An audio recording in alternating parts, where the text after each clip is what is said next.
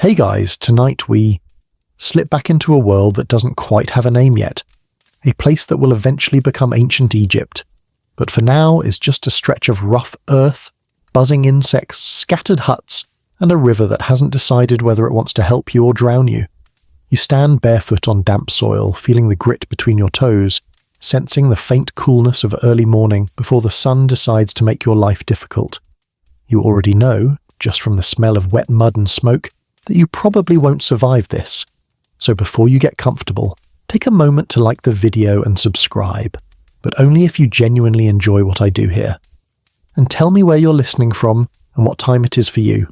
I love seeing people from all over the world drifting off together. Now, dim the lights, maybe turn on a fan for that soft background hum, and let's ease into tonight's journey together. You blink a few times, letting your eyes adjust to the faint grey sunrise. The land around you looks nothing like postcard pyramids, decorated tombs, or wide, organised fields.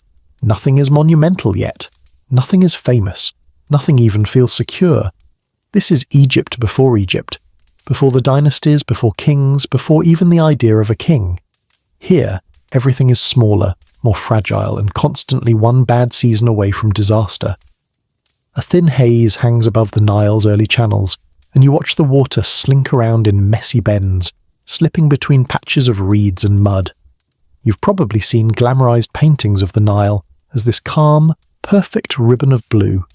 Not here, not now. Instead, you see something raw, almost moody. Some years the river will rise beautifully, leaving rich dark silt behind. Other years it will fail completely, leaving cracked ground and hungry animals roaming your fields like they own the place. You take a few cautious steps toward the water, and immediately your foot sinks into a patch of ooze that doesn't want to let go. You pull it free with a slurp that echoes embarrassingly loudly in the quiet morning. Even the birds pause, as if judging you. Typical. A mainstream historical fact you can feel under your heel. Early Egyptian settlements depended heavily on these muddy floodplains, long before organised irrigation systems existed. People lived exactly where the river dictated, no arguments allowed. If the river shifted, flooded strangely, or refused to flood at all, your community had no backup plan. You just had to move, rebuild, or hope the gods were feeling generous this year. The first villagers you see move slowly, shoulders rolling forward from years of hauling baskets, bending over fields or pounding grain on stone slabs. They walk with that special kind of tired that doesn't quite go away, not even after sleep. They greet you with a nod that is both friendly and suspicious, because strangers out here don't usually bring good news. In a world without borders or maps, anyone unfamiliar could be trouble, or simply lost. Honestly, probably lost. A quirky tidbit historians love pointing out: many pre-dynastic settlements stored valuables in pits beneath their huts, not because they were precious in a future museum artifact way, but because neighbours occasionally borrowed things without returning them. You look around the small cluster of homes and suddenly understand why people dug secret holes. Every basket, pot and tool feels like it took a week to make. You run your fingers over a nearby wall built of packed mud and straw. It's cool against your skin but brittle. If you breathe too hard, it might crumble. A soft breeze could probably take your house out. But this is what people had, whatever the Nile's edges provided. Wood was scarce, stone too heavy, and clay bricks hadn't become a perfected craft yet. You glance at a corner where the wall has sagged inward and think, yeah, I'm definitely not getting my security deposit back. As you follow a narrow path through the settlement, chickens squawk at you. A goat eyes you with the same suspicion as the villagers, and a dog, if you can even call it a dog, trots past looking like it's part wolf, part mop, part gremlin. You give it a little wave. It growls softly. You take the hint. Farther out, beyond the huts, you notice the land stretching into a dusty, sun-bleached horizon. Nothing blocks your view. No palm-lined estates, no temples, no monumental architecture. The closest thing to a landmark is a lopsided pile of stones someone once tried to turn into a shrine. If you squint, you can pretend it looks spiritual, or like a pile of laundry that lost the will to live. Hard to say. This is where another open, scholarly debate comes in. Historians still argue whether early Nile communities were loosely egalitarian villages or whether power and wealth were already starting to concentrate among certain families long before the First Dynasty. You look around at the mismatched huts and uneven tools, and you honestly can't tell. No one here looks particularly in charge. Everyone looks equally exhausted. You pass a small group of kids playing with bits of reed and mud, shaping them into little figures that kind of resemble humans, if humans had square heads and no arms. One kid proudly shows you a creation that you decide not to comment on. It's better this way. Across the settlement, someone starts a fire with dried grasses, blowing on the tiny embers until they glow orange. A thin line of smoke spirals up and vanishes into the pale sky. You smell the earthy, smoky scent and realize it's probably what you'll smell like permanently after living here for a day or two. Congratulations, natural perfume. Before long, the sun lifts itself over the horizon. Its rays spill across the village, warming the mud walls and turning the river's surface almost silver. You feel the heat quickly, like the world has suddenly decided you're a piece of bread and it's time to toast you. Welcome to pre-pyramid Egypt, where the climate sets the rules and you're just here to sweat through them. You stand there for a moment, breathing it in. The messy river, the fragile huts, the early stirrings of a civilization that doesn't realize how famous it's going to be. And right now, all you can think is, you're already tired. You move deeper into the settlement, stepping from the hard-packed path onto the softer, uneven ground between the clustered huts. The earth is still cool beneath your feet, but you can feel the promise of the day's heat already gathering, ready to steam you like a dumpling later. Every breath you take carries the scent of wet clay, smoke, and something vaguely sour, likely old fish, or possibly your own nerves. Hard to tell. The mud brick homes around you look like they were shaped yesterday and might collapse tomorrow. Each one leans a little, slumps a little, and gives off strong "I was built in a hurry" energy. And honestly, they were. People in this pre-pyramid Egypt didn't have the luxury of architectural planning, or even the time to test whether their building materials could support a roof for more than a season or two. They just slapped together whatever the Nile offered. Mud, straw, reeds, and prayers. Mostly prayers. You duck through a narrow space between two huts, brushing your shoulder against a drying wall. A thin layer flakes off and drifts to the ground like tiny beige snow. The wall was definitely not ready for impact, but then again, neither were you. It's rude to lean on the infrastructure in a world where the infrastructure is basically pudding. Inside the cluster, you see a family patching their roof with fresh bundles of reeds. They lift them into place with their bare hands, pushing and weaving them through with a kind of weary expertise. These roofs don't just keep out the sun, they also keep out snakes, bugs, falling debris, and anything else the universe might randomly decide to drop on you. You watch one villager tie a knot, tighten it with his teeth, and then grumble under his breath. You don't speak his early dialect, but you're reasonably sure it translates to, "This is going to break again by sunset." A mainstream historical fact slips into your thoughts. Before the Old Kingdom, before the pharaohs got obsessed with building in stone, most Egyptians lived in small mud villages like this. No palaces, no plazas, no grand avenues, just clusters of soft, baked earth homes hugging the riverbanks. Archaeological remains show these houses were rebuilt constantly, usually because they eroded, flooded, or got smashed by seasonal storms that arrived like angry toddlers, loud, messy, and without warning. You crouch near one hut where a woman is shaping a mixture of mud and straw with her hands. She spreads it along a wooden frame that'll eventually become a new wall. Her movements are steady, rhythmic, hypnotic. For a moment you almost drift off watching her.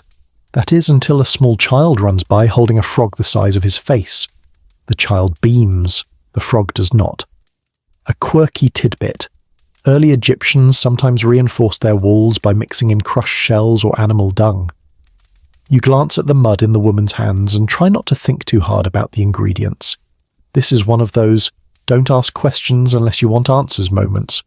You stand, brushing your dusty hands on your thighs, when the village headman, if he actually is the headman, steps into view. He carries himself with slightly more authority than the others, but only slightly. His tunic is longer but also dirtier, which feels like a wash in terms of symbolism. He's holding a basket filled with reed strips, nodding to himself like he's confirming a mental to-do list. Maybe he's the leader. Maybe he's just a very organised person. In this era, leadership is more about who people listen to than who wears fancy clothes. Historians still argue whether pre-dynastic villages had formal leadership roles or whether authority shifted based on tasks, like who knew how to fish best, or who was least terrible at building a roof that didn't immediately cave in. You look around and decide the system was probably, whoever shows up earliest gets to be in charge today. You continue walking, noticing how every hut has its own quirks. Some have little reed mats outside, others have pottery jars sunk halfway into the ground for storage, and a few have decorative patterns poked into the drying walls with sticks. Little expressions of pride in a world where everything melts in the rain. It's strangely charming. A dog darts past you carrying a bone the size of your arm. A woman shouts at it. The dog ignores her and keeps running. Apparently dogs have been chaotic neutrals for at least 9,000 years. You approach a hut with a doorway so low you have to fold yourself in half to peek inside. The interior is dim, lit only by a sliver of morning light cutting through a reed mat. You spot sleeping mats woven from palm fibres, a few clay bowls, a small hearth pit filled with ash, and a pile of baskets stacked like weird, ancient Tupperware. It's simple, painfully simple, but everything has a place. You also notice the smell, a mixture of smoke, sweat, dried fish, and something musky you decide is prehistoric hygiene. It lingers in your nose like a memory you didn't ask for. Outside again, you see a group of villagers forming a line to repair the embankment along the river. They carry baskets of mud, empty them along the edge, and stomp it flat with their feet. It's repetitive, exhausting work, but it prevents the next unpredictable flood from dragging half the village into the river like an overexcited toddler pulling toys into a bathtub. You join the line for a moment, mostly to blend in, but the mud squishes between your toes and nearly takes your balance. A few villagers side-eye you with a level of judgment only early humans can achieve. You politely step out of the line before you cause an international incident. As you make your way toward the far end of the village, you feel a small tremor under your feet. Not from an earthquake, but from the movement of dozens of people all doing the same tasks at once. Everyone is building, fixing, hauling, shaping. This place never stops repairing itself. In a landscape where mud is both your best friend and your worst enemy, constant maintenance is simply the background hum of daily life.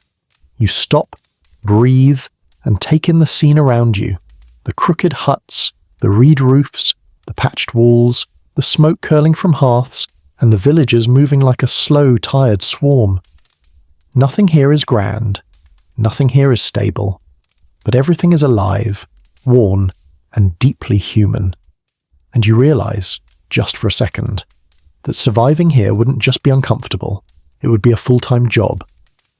You follow the drifting smell of breakfast, if you can even call it that, toward a small open space where several families are gathered around clay hearths.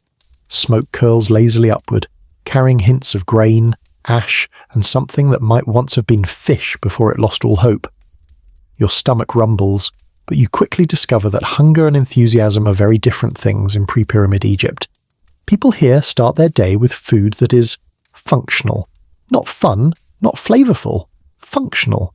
The kind of food that fills your stomach but doesn't spark joy. Marie Kondo would absolutely send it back. A woman scoops a porridge-like mixture from a cracked pottery bowl. It's beige, pasty and textured like damp sand. She stirs in a few crushed seeds for flavour, though you strongly suspect the seed's main contribution is crunch. You watch her spoon some into a child's bowl. The child takes a bite, pauses, then shrugs. That shrug becomes your first culinary review. Edible enough not to fight. You're handed a portion shortly afterward, because hospitality is ancient. You lift it to your lips. The smell is earthy, slightly sour and faintly smoky. When you finally take a bite, the texture hits you first. Gritty, grainy, and determined to stick between your teeth. You force a smile. It's fine. Totally fine. You've eaten worse. Probably. A mainstream historical fact floats into your mind. Before Egypt became a bread and beer powerhouse, early communities relied heavily on wild grains and simple cultivation. Emmer wheat and barley were staples, but tools for grinding were rough, producing flour full of tiny stone fragments. Archaeologists have found the teeth of early Egyptians worn down so flat, you could use them as coasters. You run your tongue across your own teeth anxiously. You'd like to keep yours intact. To go with your porridge, Someone hands you a small dried fish. It's stiff, salty, and looks like it died. Annoyed. You take a tentative bite and immediately reach for water. Not because it's spicy, nothing here is spicy, but because it's so intensely salty it feels like it's trying to mummify your tongue from the inside. You look around. Everyone else eats with the resigned familiarity of people who've accepted that breakfast is less about joy and more about survival. A man slurps his porridge with the absolute confidence of someone who's never tasted cinnamon, butter, or anything invented after 3000 BCE. You envy his ignorance. A quirky tidbit you remember. Some early Egyptians added crushed crocodile eggshells to their bread mix for extra calcium. It's unclear whether this actually helped, or just made bread crunchier in the worst way imaginable. You glance suspiciously at your bowl, suddenly questioning everything. As the meal continues, a few villagers gather around a low table, really just a smooth slab of wood, to pound grains with stones. Thud, thud, thud. The sound echoes through the settlement like a sleepy heartbeat. You watch grains fly, dust cloud up, and flour drift down onto everything. By mid-morning, everyone will look like ghosts coated in a fine layer of pale powder. Just as you're starting to accept the gritty texture stuck in your molars, a gust of wind blows dust directly into your bowl. You stare at the extra seasoning settling on the surface. A child next to you laughs and says something in a language you don't recognize. You assume it translates to, "Congrats, that's extra fiber." You continue eating anyway because you don't want to offend anyone or starve. Breakfast may not be glamorous, but it's better than nothing. And out here, better than nothing is practically a luxury brand. Nearby, a man tends to a small fire where he's warming yesterday's leftover bread. He lifts a piece and offers it to you. The crust is tough. The center is denser than moral guilt. But when you take a bite, it tastes okay-ish. Probably because you've already lowered your expectations to sea level. You nod gratefully. The man beams. Egyptians were masters of hospitality long before they mastered stone architecture. As you chew, you notice several villagers glancing at the sky. The sun is rising fast, its rays spilling harshly over the village like molten gold. Work begins as soon as food ends. Nobody gets the luxury of lounging or enjoying a slow morning routine. Breakfast isn't its own moment. It's simply the loading screen before the day starts grinding. You catch snippets of quiet conversation around you. Someone mentions needing to repair a fishing net. Another talks about gathering reeds before the heat becomes unbearable. A third mutters something about the river level being too low last night. Historians still argue whether early Nile communities faced more predictably timed floods or a wildly unstable river system during this era. Based on the villagers' worried glances, you're leaning toward unstable. Very unstable. As you finish the last spoonful of your sandy porridge, a woman brings over a small earthen jug filled with cool water. You lift it gratefully, letting the liquid soothe your throat. It tastes faintly of clay, but also pleasantly clean. You can almost feel the grit of breakfast wash away. Almost. But then you make the mistake of looking down at your bowl again. The remaining smears have hardened into a texture resembling cement. You wonder if this is how they waterproof roofs. All around you, villagers stand, stretch, and move into the day's tasks. Breakfast is done. Tools are gathered. Nets are checked. Pots are stacked. The entire settlement shifts into motion, like a single giant organism, slow, tired, but steady. You brush off your hands, step back into the main path, and realize something important. This morning meal wasn't meant to delight you. It was meant to keep you alive, and out here that's already asking for a lot. You step away from the breakfast area, rubbing the lingering grit from your teeth, and wondering if ancient dental insurance was just hope for the best. The village is fully awake now, stirred into movement by the rising sun and an unspoken understanding shared by everyone here. The Nile decides your schedule, your chores, and sometimes your fate. You follow the footpath toward the riverbank, feeling the early warmth building on your skin like a warning. The air changes as you get closer. A cool dampness rises from the water mixing with the earthy smell of silt. The Nile doesn't flow in a neat line here, not in this early age. It sprawls, it wanders, it changes its mind. One season it might creep right up to the huts.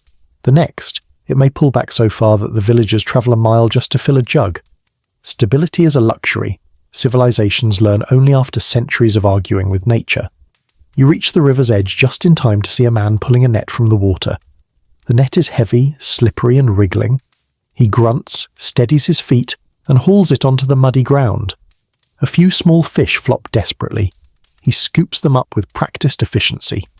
You try helping by picking one up. It slaps you in the face with its tail, then escapes back into the river. The man laughs so hard he nearly drops his net again. You pretend you meant to do that. A mainstream historical fact crosses your mind. The Nile's annual flooding, later celebrated as the god Hapi's generous gift, wasn't yet predictable in this era. Without the later sophisticated nilometer systems, early Egyptians relied on pure observation and hope.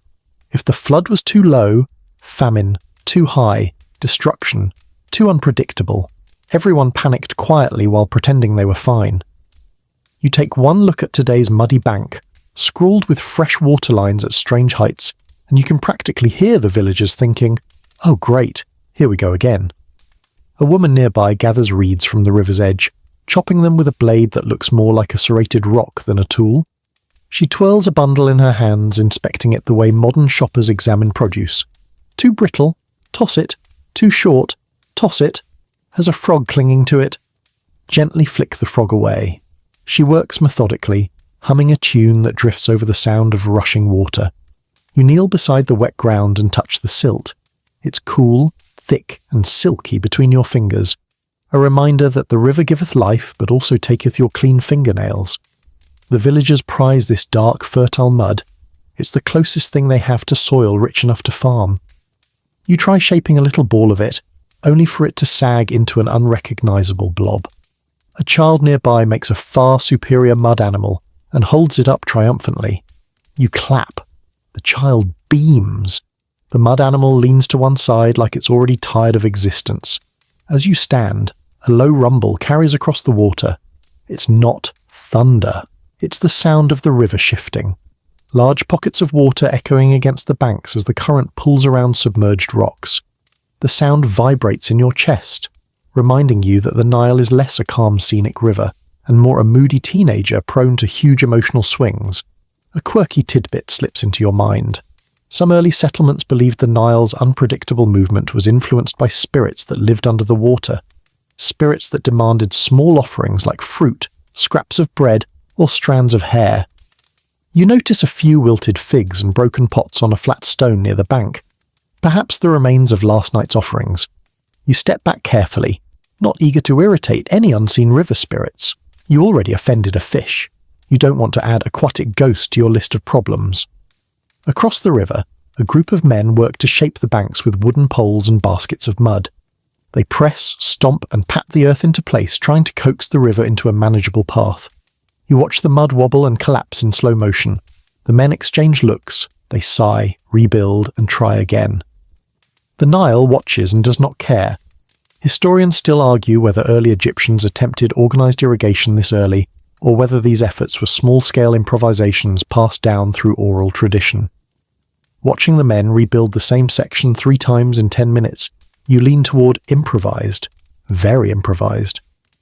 A breeze rolls off the water, carrying the faint smell of algae and wet vegetation. You breathe deeply. It's not pleasant, but it's fresher than the scent of yesterday's fish. A small boat, little more than a few lashed logs, floats toward the shallows. A boy hops off with an agility you envy, carrying a bundle of fish traps. He waves at you, nearly drops everything, then scampers down the path before you can respond. Speed is essential. The sun is rising, and once it reaches full power, anything involving physical activity becomes an extreme sport. You look up. The sky is shifting from gold to bright white. The sun climbing with the grace of a giant glowing bully preparing to ruin everyone's plans. The river reflects it harshly, shimmering with a glare that makes you squint. You understand now why villagers start their day early. They're racing against time, weather, and a river that behaves like it has a personal vendetta. A nearby woman fills several clay jars with water, sealing them with reed stoppers before loading them onto a wooden sled.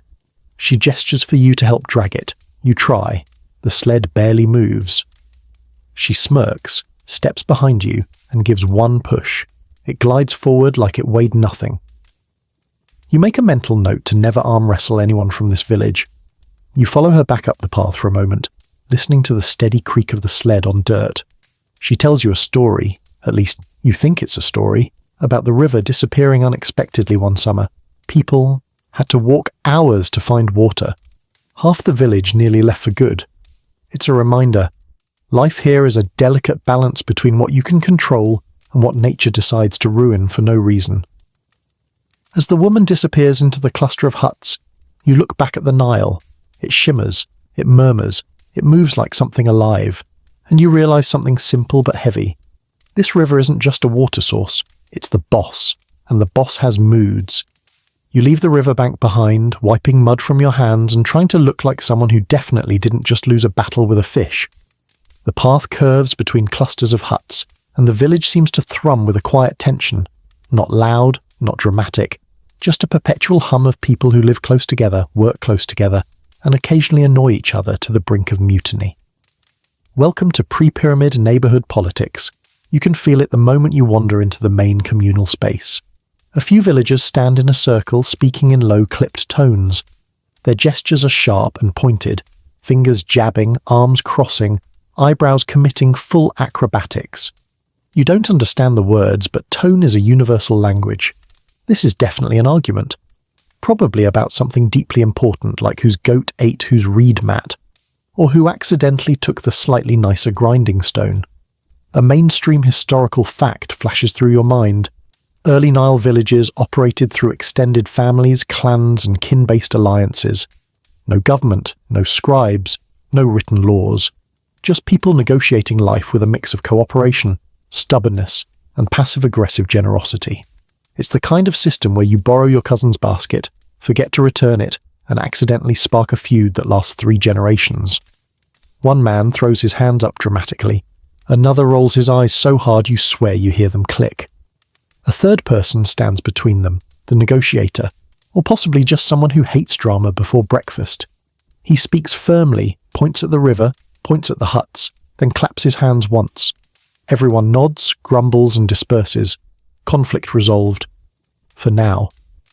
This settlement is held together with mud, rope, and social compromise. You continue walking, brushing past a young woman plaiting a child's hair. She smiles politely, but her eyes follow 2 teenagers who sprint past chasing each other with sticks. The older woman calls after them, her voice stern but softened with affection. You don't need a translation to know she's saying something equivalent to, "If you break anything, I swear on every spirit in the river you'll be fixing it." A quirky tidbit bubbles up from your memory. Before full-fledged temples existed, some early communities used decorated shrines made of reeds or small piles of stones as communal gathering points. You spot one now, an uneven mound with offerings placed carefully around it, a cracked bowl, a few grains, a feather tucked into a crevice. One villager kneels beside it, whispering. Maybe he's asking for luck, or better flooding this season, or for whoever keeps borrowing his fishing hooks to face divine justice. Children dart around the shrine, laughing and kicking up dust. One picks up a stick and traces swirling patterns in the dirt. Another kid stomps through them triumphantly. The first child glares. You sense the beginning of a tiny, ancient turf war. Across the open space, 2 elderly villagers sit on flat stones, weaving baskets with the speed of seasoned professionals. Their fingers move in and out of reeds like they're stitching time itself together. Patient, slow, unbothered by the chaos around them. You sit for a moment, watching the over and under rhythm of their weaving. The lull almost pulls you into a half-dream, until one of the elders snorts loudly at something the other said. They share a laugh. You smile even though you caught maybe 2 words. Historians still argue whether these early communities were relatively peaceful, or constantly dealing with internal friction. Human nature being what it is, you suspect the answer is both, depending on the day. And today seems to be a mix. People argue, then share tools. They grumble, then laugh. They annoy each other, then pass along a bowl of porridge because survival requires teamwork, even when your neighbours are irritating. You stroll toward a long, shallow pit where groups of villagers are shaping clay into jars. The air hums with the soft squish of fingers pressing into wet earth. One man is clearly the expert. He guides others with patient gestures, showing them how to smooth the rims, how to rotate the jars evenly, and how to keep the clay from drying too fast. You admire his skill right up until he hands you a lump of clay and gestures for you to try. You attempt something jar-adjacent. It collapses in slow motion, like a sad clay pancake giving up on its dreams. The man pats your shoulder gently, the universal gesture for "you tried. Please stop now." Behind him, two women whisper to each other and glance your way. One laughs. You pretend not to notice. People here don't have privacy the way you know it. Huts are close. Walls are thin. Conversations travel. Every cough, every spilled bowl, every argument over who left footprints in the fresh mud becomes part of the village soundtrack. There are no secrets, only topics people agree not to mention until much later, preferably during someone else's turn to be embarrassed. A goat bleats loudly, tugging at its tether as it tries to eat a woven mat. A woman rushes to stop it, scolding both the goat and, apparently, the universe. Seconds later, her friend arrives, shaking her head and offering to help mend the mat. Another micro-conflict solved. Barely. For now. Nearby, a young man sharpens a stone blade against a smooth rock. The sound is rhythmic, scraping, almost soothing. You watch sparks of dust flick into the air. The man pauses, inspects the blade, nods in satisfaction, then promptly drops it into the dirt. He sighs so deeply, you feel it in your bones. Everything here is like that. Constant effort, constant friction, constant fixing. You take one more lap through the communal centre, feeling the unspoken bonds that hold the village together. These people know each other's strengths, flaws, tempers and habits. They know who works hardest, who gets distracted easily, who argues for sport, and who can't be trusted with anything breakable. They know every neighbour's footsteps. It's messy, it's human, it's real. And you realise that living in a place this small, this interconnected and this fragile isn't just about survival. It's about navigating a social web so tight you can't sneeze without someone offering unsolicited advice about sneezing etiquette. Welcome to the earliest version of neighbourhood drama. You wander toward the edge of the village where the sound of tapping, scraping and muttered swearing grows louder with every step. This is the informal workshop zone, or as you quickly come to think of it, the "why did we ever think this tool would work" district. Nothing here looks easy, nothing looks efficient, and everything looks like it was invented by someone who had never once considered ergonomics. A man crouches on the ground, hammering a lump of stone with another slightly flatter lump of stone. Sparks don't fly, because the stones are not that kind of heroic. Instead, little chips scatter limply into the dust. He pauses, examines the edge, and grunts in a way that says either "good enough" or "I've given up." Hard to tell. Both are common moods here. You kneel beside a woman sharpening a flaked blade using slow, careful motions. She dips the stone in water to keep it from cracking, because apparently even tools need hydration breaks in this climate. When she offers the blade to you, you're surprised by how dull it feels. You could rub this on your arm for 10 minutes and maybe lose 3 arm hairs. Maybe. A mainstream historical fact pops into your mind. Before copper tools spread widely, early Egyptians relied heavily on stone tools, flint, chert, and whatever else they could chip into shape. These tools worked, technically, but they dulled quickly, broke frequently, and required constant maintenance. Archaeologists find piles of discarded flakes in ancient sites, like confetti made of frustration. You watch a teenager attempt to reshape a broken knife. The moment he presses the stone the wrong way, the tip snaps clean off. He groans, tosses the broken piece aside, and starts over from scratch. You sympathise deeply. You've been emotionally broken in similar ways by IKEA furniture. Nearby, a small group of workers gather around a wooden frame laced with sinew. They pull it taut, testing its strength. The frame creaks ominously, like it's reconsidering its life choices. This contraption will eventually become a fishing net repair stand, but right now it looks like an accident report waiting to happen. When the tension becomes too much, the sinew snaps and whips one worker lightly on the arm.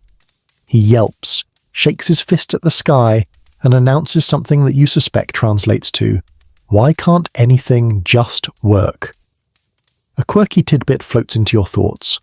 Early Egyptian craftsmen often used river pebbles as makeshift sanding tools, rubbing them along wooden handles until smooth.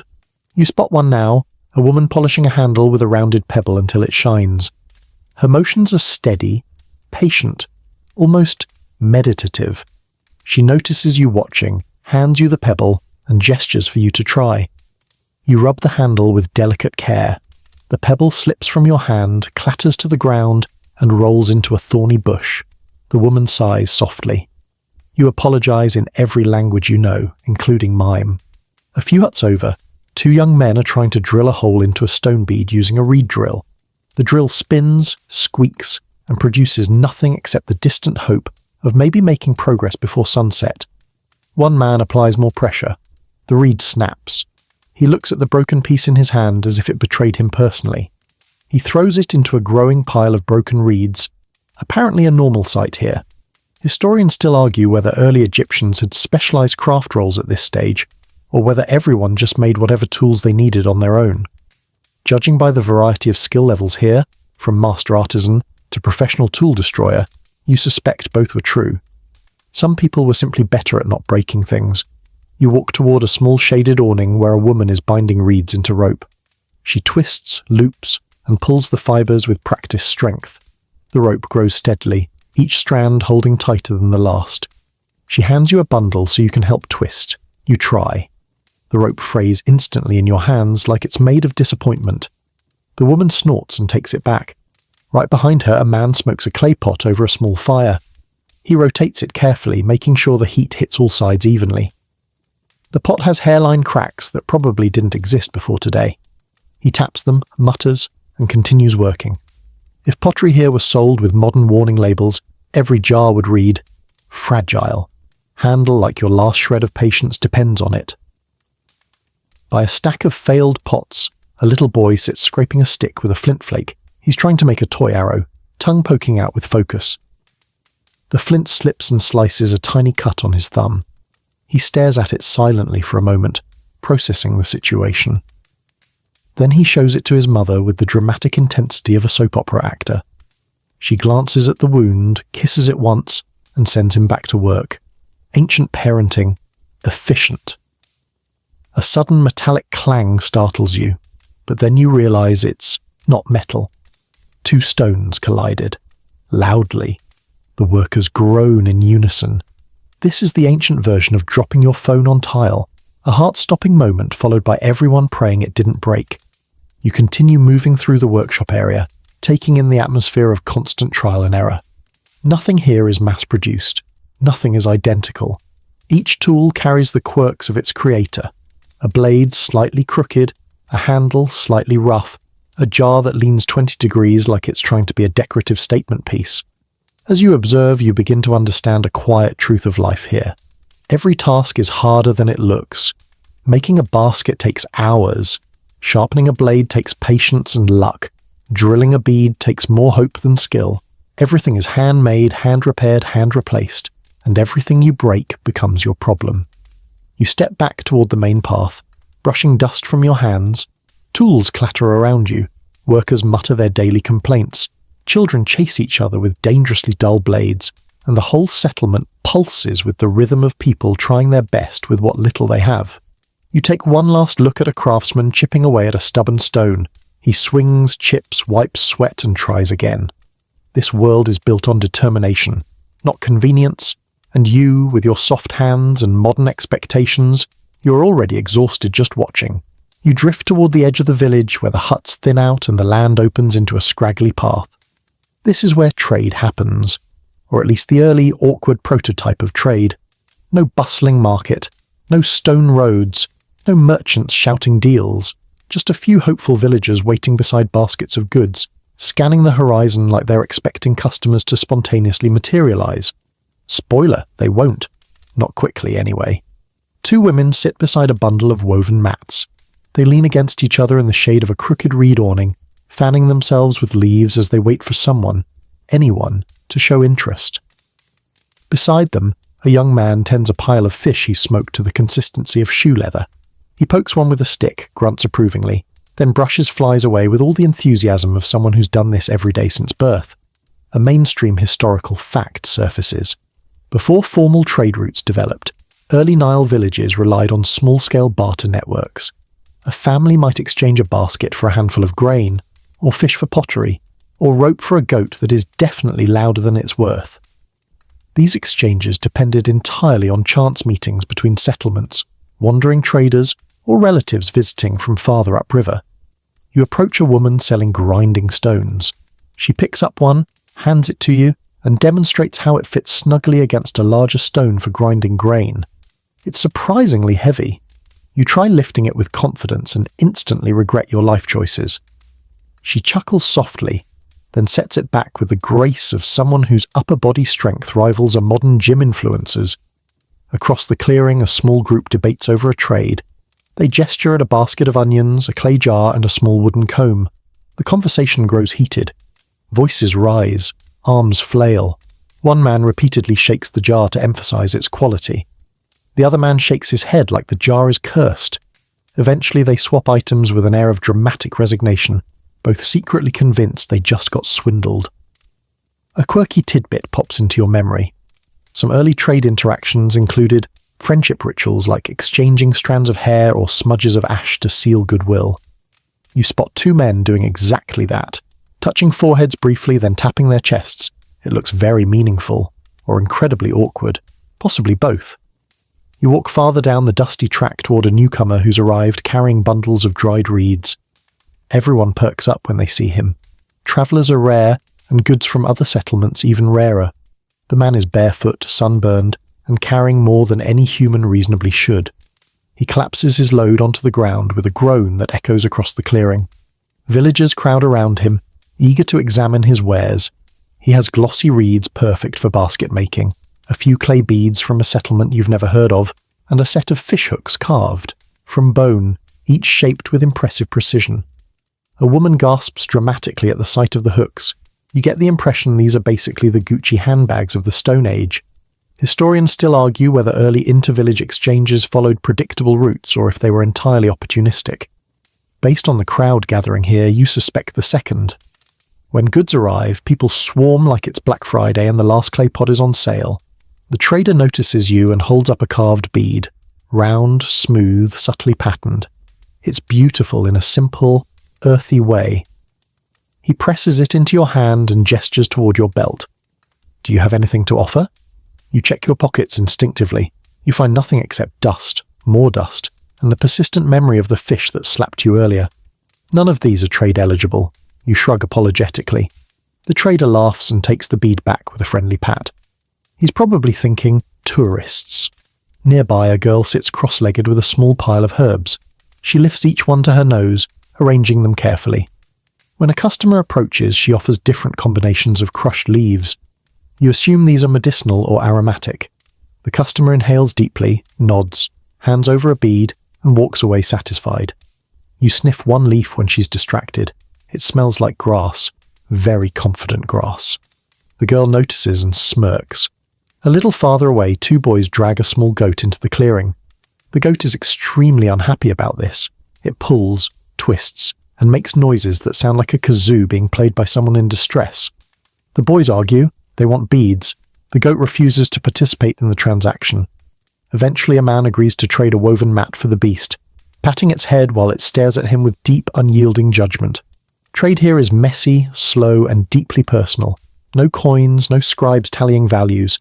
Just the constant negotiation of how much do I trust you, mixed with, please don't cheat me, I worked 6 hours on this rope. A woman nearby taps you on the shoulder. She points toward a stack of baskets, then gestures as if asking your opinion. You nod enthusiastically, even though you have no idea what she asked. She beams, proudly lifts a basket and shows it to another customer, like your approval just boosted her credibility. Congratulations, you're an influencer now. As the sun climbs, the trading slows. People drift back into the village. The clearing empties. The travelling trader ties his bundles and prepares to leave, shaking hands and exchanging murmured farewells before stepping onto the path again. His journey will take days, maybe longer, and he'll walk the whole way carrying everything he owns on his back. That's early commerce for you, slow, sweaty, and fueled entirely by stubbornness. You look around at the scattered goods, the dusty ground, the fading footprints. This economy isn't built on wealth.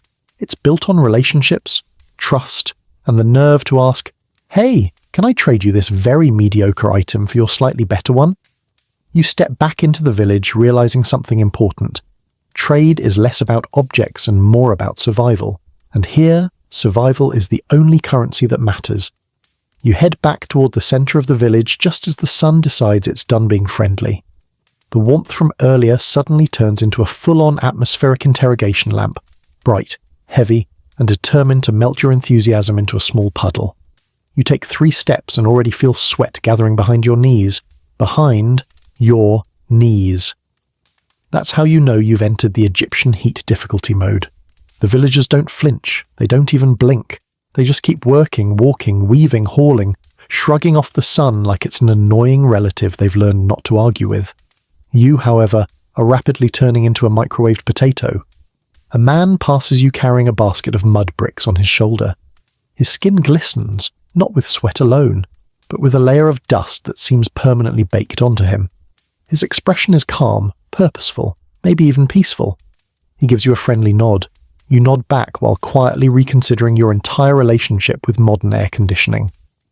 A mainstream historical fact slips through your mind. Ancient Egypt's climate wasn't uniformly scorching all year, but during peak dry seasons, temperatures soared relentlessly. People organized their entire daily rhythm around the sun, working early mornings and late afternoons, while midday was reserved for shade, survival, or simply accepting defeat for a few hours. Before the pyramids, there was no architecture built tall enough to reliably cast giant shadows. The best you got was a hut, a tree, or an optimistic piece of fabric tied between 2 sticks. You pass by a group of women kneading dough. Their hands move confidently, rhythmically, but their foreheads shine with sweat. One of them wipes her brow with the back of her wrist, then continues shaping loaves like nothing happened. Their clay oven radiates its own wave of heat, forming a concentrated pocket of suffering you can feel from 10 steps away. A young girl pours a jug of water over a large clay pot, darkening its surface. Evaporative cooling, ingenious, but subtle. She taps the pot, checks the temperature, and smiles. You try to step closer to enjoy the coolness, but she gives you a very firm look that translates to, "This is for food, not for sweaty tourists." As you walk on, the ground beneath your feet warms rapidly, the dirt softening like heated sugar. The air shimmers. Even the insects seem slower, buzzing with a kind of half-asleep lethargy. You start to wonder if time itself is melting. A quirky tidbit flashes into your memory. Early Egyptians sometimes covered themselves in animal fat or oil mixed with crushed herbs to keep their skin from cracking in the heat. You notice a few villagers rubbing something shiny on their arms and shoulders. You lean closer to one man's mixture. It smells like goat, very moisturized goat. You back up politely. You glance at the sky. Not a cloud in sight. Not one. You've seen blank notebook pages with more interesting texture. The sun beams overhead like a spotlight looking for someone to blame. Far ahead, a woman bends to pick up a fallen reed basket. As she straightens, her eyes squint against the glare. She shields her forehead with her hand, mutters something, and drags the basket into a patch of shade. Everyone here is in a constant quiet war with sunlight. It's not dramatic. It's just the background rule of existence. Historians still argue whether early Egyptian villages had communal shaded areas, or if each family simply relied on their own doorways and lean-tos.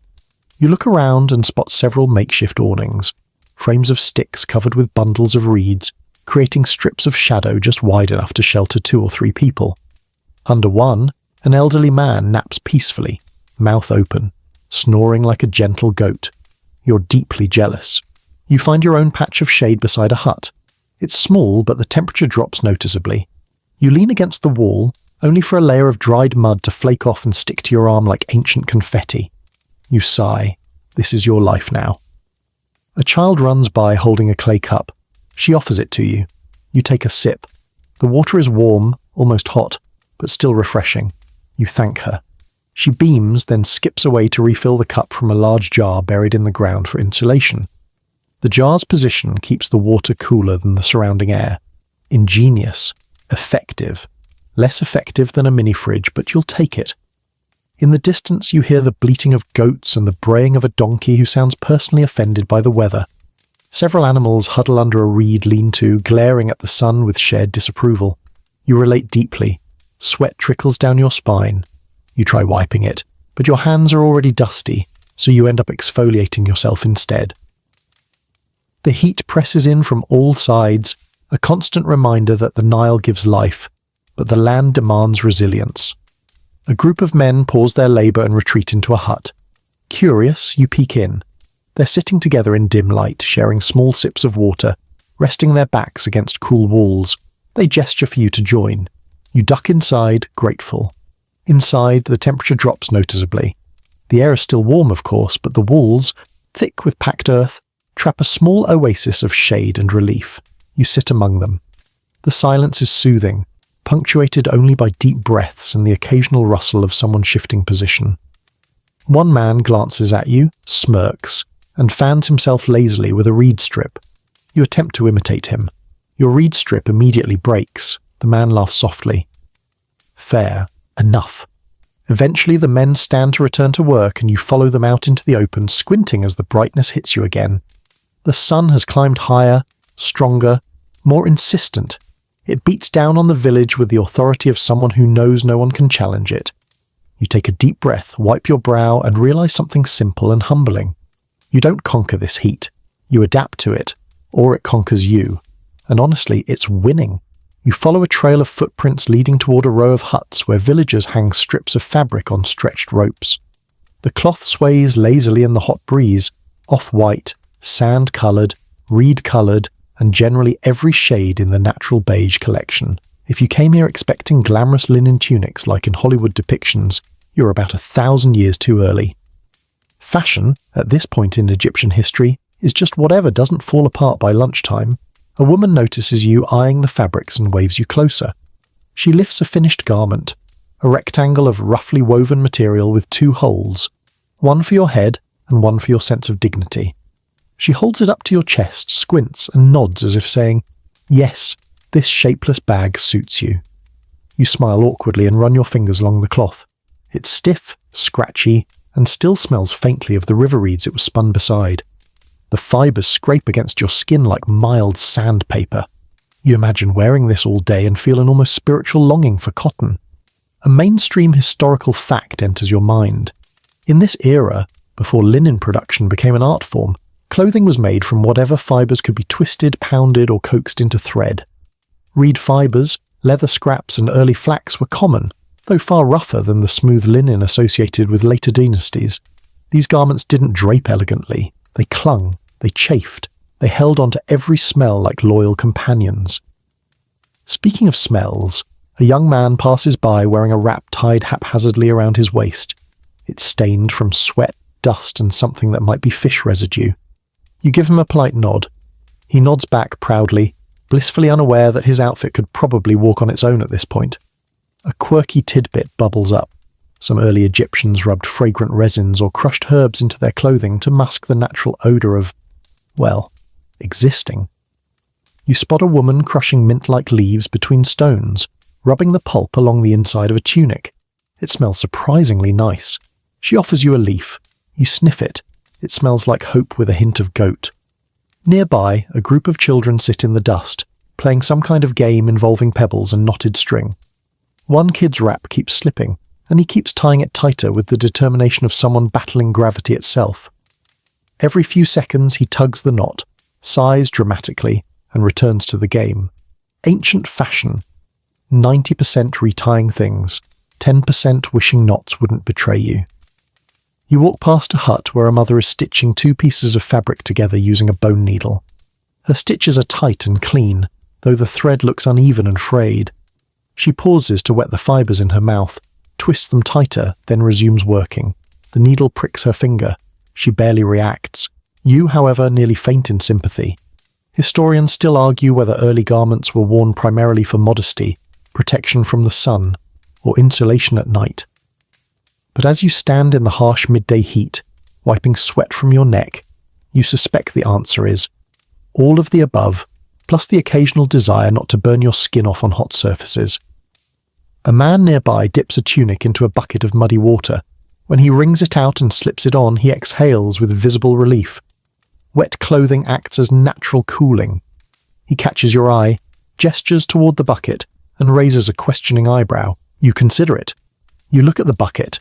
You think about how many feet, animals, and questionable objects have touched that water. You politely decline. Moving on, you pass a small pile of discarded garments, ripped, sun-bleached, thinned to the point of transparency.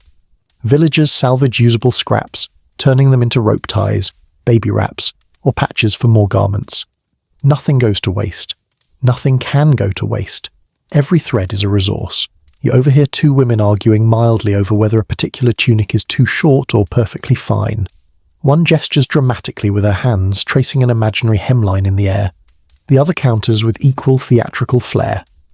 Eventually they resolve it by handing the garment to a nearby grandmother, who inspects it, shrugs, and utters a few decisive syllables. Debate over. Grandma wins.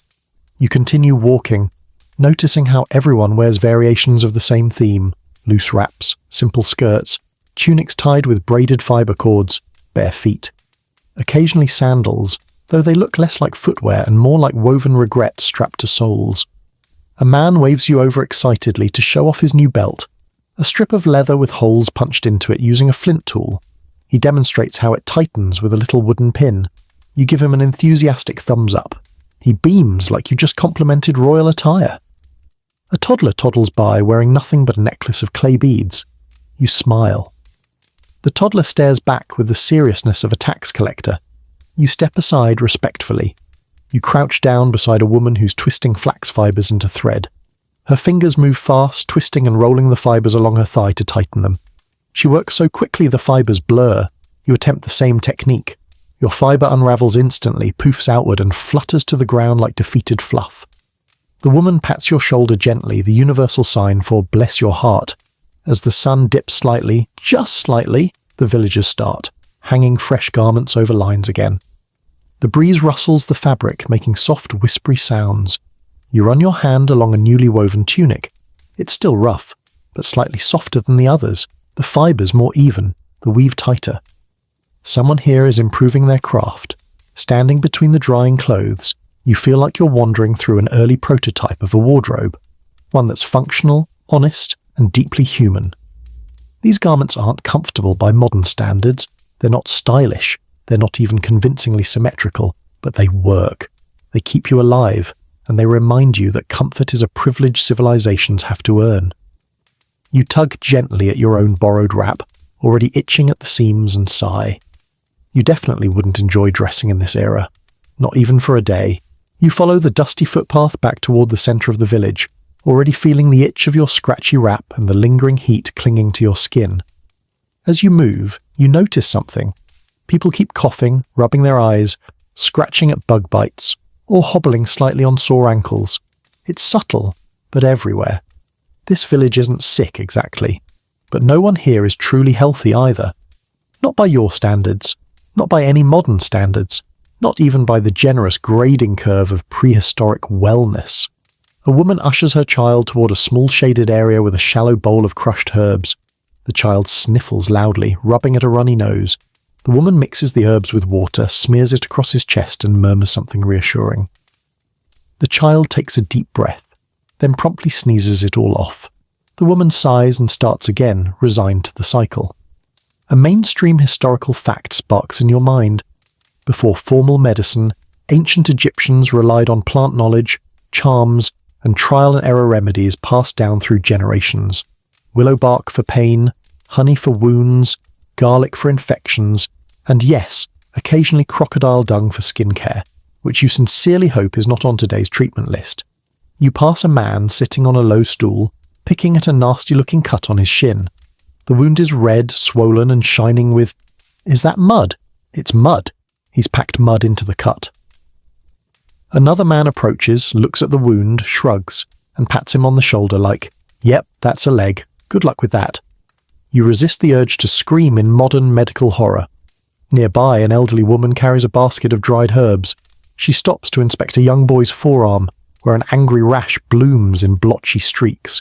She crushes leaves between her fingers, blows on them, and presses the pulp onto the rash. The boy winces but stays still. After she ties a small fibre cord around his wrist, some kind of protective charm, she sends him off. A quirky tidbit lifts itself from your memory.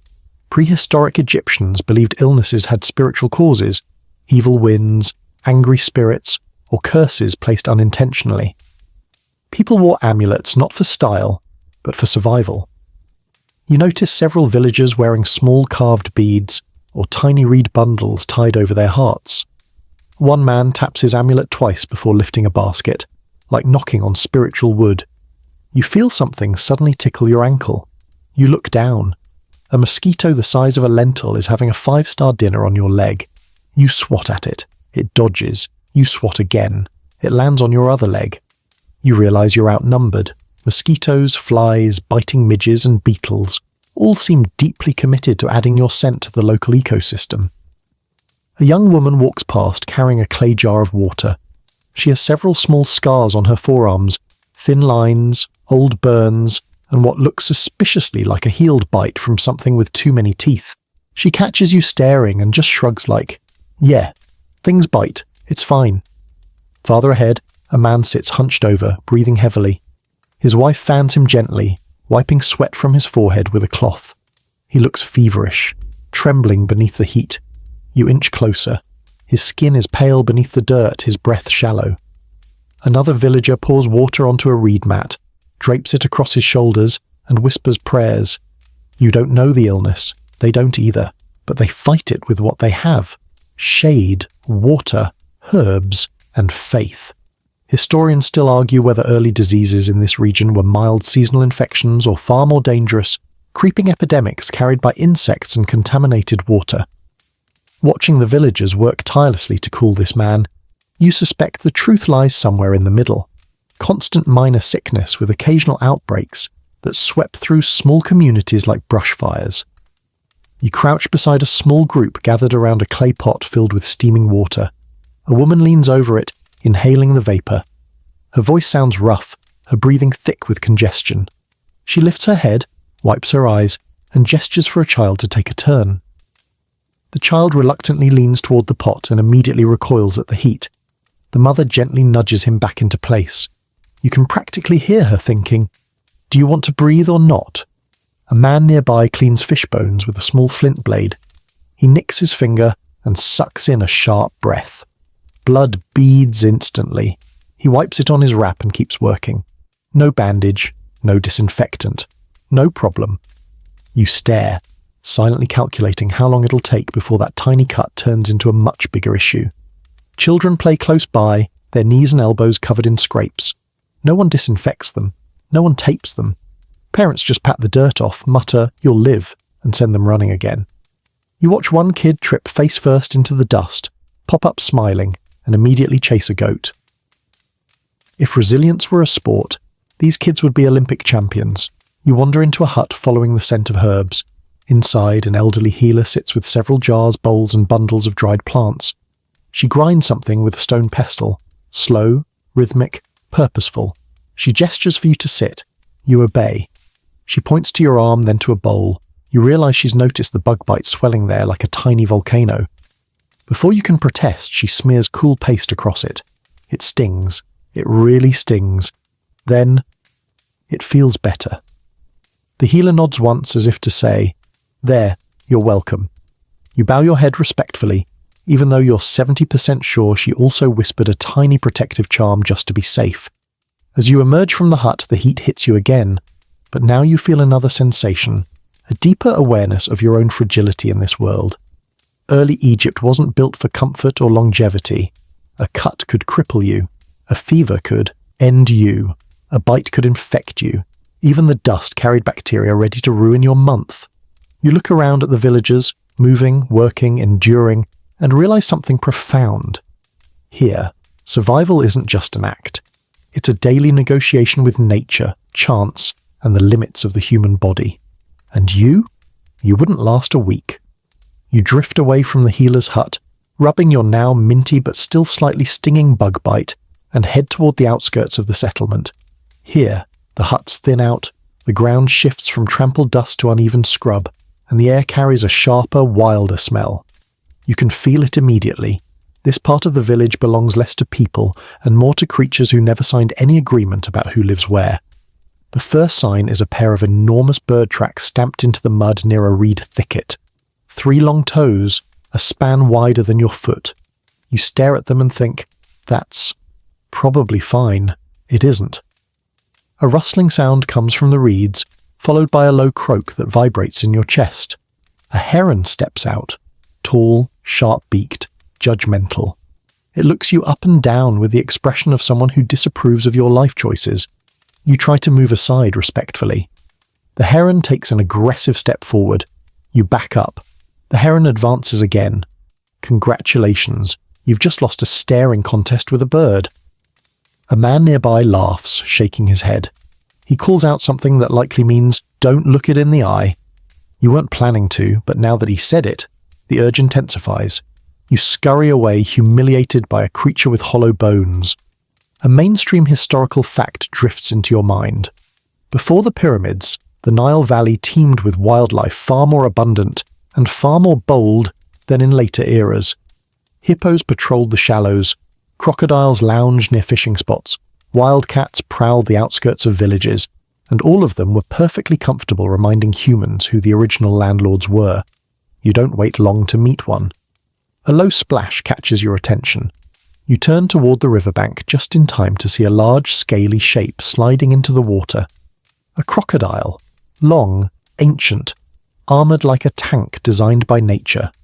It floats silently, only its eyes visible above the surface, and it's looking right at the fishing nets drying on shore. An older fisherman waves his arms and shouts, banging a stick against a pot. The crocodile blinks slowly, unimpressed. Eventually, after a long, tense pause of, who's going to move first, it drifts away like a bored submarine. The fisherman exhales loudly, wipes sweat from his forehead, and mutters something that probably translates to, every day with these things. A quirky tidbit surfaces. Early Egyptians believed crocodiles embodied both danger and divine power. Some communities even offered scraps of food to appease them. You spot a few dried fish heads on a flat stone by the water. You decide not to stand too close. This is not the moment to become a snack. You step farther from the river, toward a patch of open land where villagers keep a loose watch over their animals. A small herd of goats grazes quietly. Well, as quietly as goats can. One goat locks eyes with you and bleats aggressively, like it knows you've never won a fight in your life. You step around it politely. Then you hear a different sound. A rustling, soft but deliberate. Something small darts behind a clay jar near a hut. Then you see it. A desert fox, sleek, bright-eyed, and much less timid than you hoped. The villagers barely glance at it. Clearly this fox is part-time thief, full-time nuisance. It trots past you, sniffs your leg, determines you're not edible enough, and moves on. You feel both relieved and vaguely insulted. Historians still argue whether early Egyptians domesticated certain animals earlier than expected, or whether wildlife simply coexisted uneasily with humans for centuries.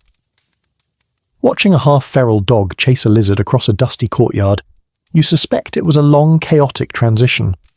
A group of chickens suddenly erupts into frantic clucking. You turn just in time to see a wildcat streak through the village, a blur of tawny fur and sharp intent. It grabs a chicken, vanishes between huts, and disappears into the scrub before anyone can react. A woman curses loudly, shakes a broom, and then sighs with the resignation of someone who's lost this exact battle, at least twice this week. She grabs a handful of feathers from the ground and mutters darkly at the sky. You keep walking, a little more alert now. Every shadow feels like it could contain either a harmless creature or something with teeth. Then you see movement behind a clump of tall grass. Slow, heavy movement. You freeze. The grass parts slightly, revealing massive, rounded ears and a broad snout. A hippo calf. Cute. Adorable. You smile. Then you notice the second shape, a much bigger one, the mother hippo. She stares at you with the cold, unblinking, you have exactly 3 seconds to leave expression unique to large territorial animals. You absolutely do not need a translator for that. You back away slowly at first, then slightly faster, then at a pace that can only be described as polite sprinting. You finally stop when you reach the relative safety of the village boundary, heart racing, knees weak, and ego slightly bruised. A man sitting nearby smirks and taps his chest twice, the ancient equivalent of, yeah, don't go over there. You take a deep breath, letting the adrenaline settle. Out here, humans aren't alone. They're not even top-tier threats. They share space with creatures who have claws, hooves, jaws, and absolutely no respect for personal boundaries. A child walks by holding a stick with a beetle the size of a grape climbing up it. He grins proudly and shows it to you. The beetle spreads its wings. You yelp. The child laughs so hard he nearly drops his snack. You sigh. It's official. Every species here is tougher than you. And as you look around at the birds, the foxes, the crocodiles, the lurking hippos, the bold wildcats, you realize something important. In pre-pyramid Egypt, wildlife doesn't avoid you. It negotiates with you on its own terms. And you are very much the junior partner in this relationship. You make your way back toward the heart of the village, your pulse still easing from your near hippo encounter. As you walk, you notice something subtle but powerful. The way people glance at the sky, touch small charms around their necks, or murmur small phrases under their breath. Up to now, you've seen the physical side of early Egyptian life, the mud, the heat, the biting things with opinions, but now you're stepping into their inner world, their beliefs, their hopes, their fears, the invisible architecture that holds their days together. And here's the thing, the Egypt you know, the one with Ra, Osiris, Isis, Thoth, and all the intricate myths, doesn't exist yet. Those ideas are centuries in the future. Right now, belief is a patchwork quilt sewn from instinct, superstition, and the raw need to feel protected in a world where everything seems ready to go wrong. Near a hut's entrance, a woman sprinkles crushed herbs onto the ground while chanting something soft, rhythmic, and calming. A child watches, mimicking the words under his breath. You aren't sure whether she's blessing the doorway, warding off a spirit, or just trying to keep bugs out. Honestly, all are valid options. A mainstream historical fact surfaces. Before Egypt's formal pantheon solidified, people worshipped local spirits tied to rivers, animals, trees, and natural forces. Small household shrines were dedicated not to named gods, but to vague protective beings, guardians of the home, ancestors, the river's mood, or the weather. Religion wasn't centralized yet. It was personal, fluid, improvisational. A man passes you carrying a bundle of reeds with a tiny carved figure tied to it. The figure has no distinct features, just a rounded head and a tapered body. He strokes it once before placing it beside a grain pit. A charm for abundance, a plea for luck, or maybe it's his version of a "don't let the rats eat everything again" prayer. You move on, feeling the weight of the quiet rituals around you. A quirky tidbit comes to mind. Some early Egyptians believed in shadow spirits, beings that lived in the thin spaces between light and dark. Children were told not to wander too far at dusk because the shadows listened. You spot a few kids playing near a dimly lit corner of the village. One accidentally kicks a stone into a patch of shade, freezes, then hops back nervously. The adults chuckle but don't correct him. Some traditions persist because they work, or because nobody wants to test them. You follow the sound of rhythmic tapping to a small clearing, where several villagers are decorating a reed shrine. The structure is simple, sticks lashed together, draped with woven cloth, and topped with a fan-shaped cluster of feathers. One woman adds small beads. Another ties bundles of dried grass along the sides. They work with careful fingers and calm expression. This is no casual decoration. This is reverent. You linger at the edge, not wanting to intrude. The villagers hum softly as they work, voices blending with the breeze.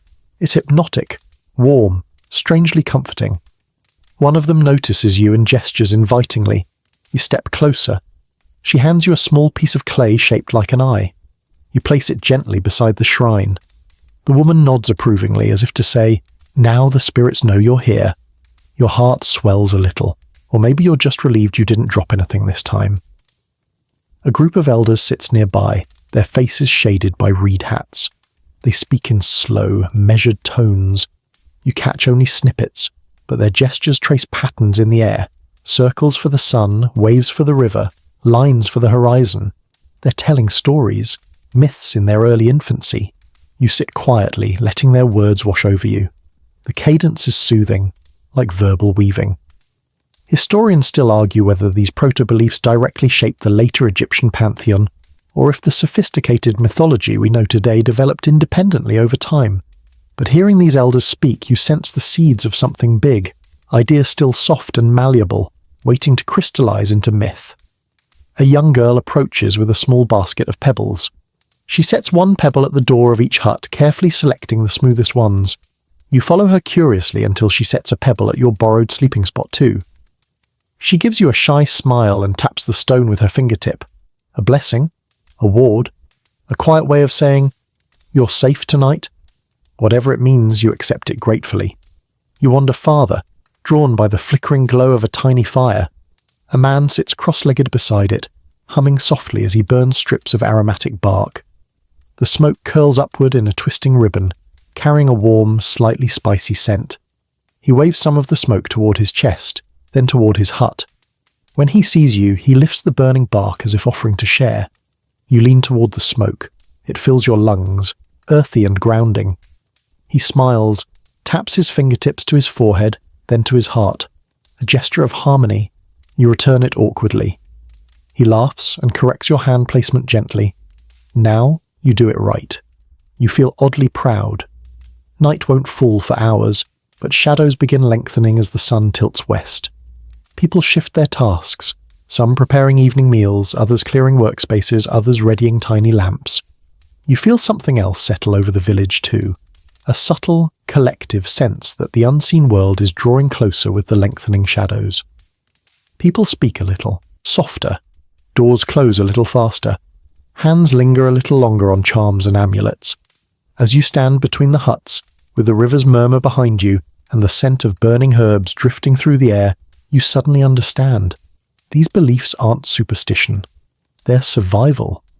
When the natural world is unpredictable, when animals wander into your home, when sickness arrives without explanation, when the river decides your fate every year, you seek meaning, you seek protection, you seek stories that make the chaos feel less random. And here, long before gods have names, temples rise, or priests keep records, belief is small, humble, but deeply alive.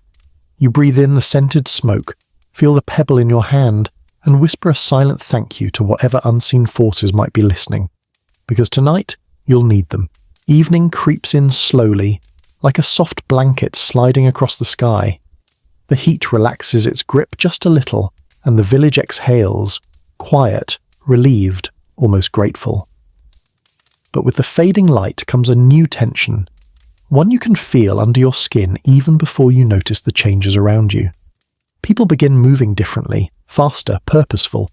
Doors get checked, fibers get tightened, lamps are prepared, fires are coaxed into steady flames. Everyone knows what you're about to discover. Night here is not peaceful. It is not safe. It is a mystery that presses in from all sides. You pace toward the open area near the center of the settlement, where villagers are collecting dried reeds and twigs. A woman hands you a bundle of sticks and points toward a dimming hearth.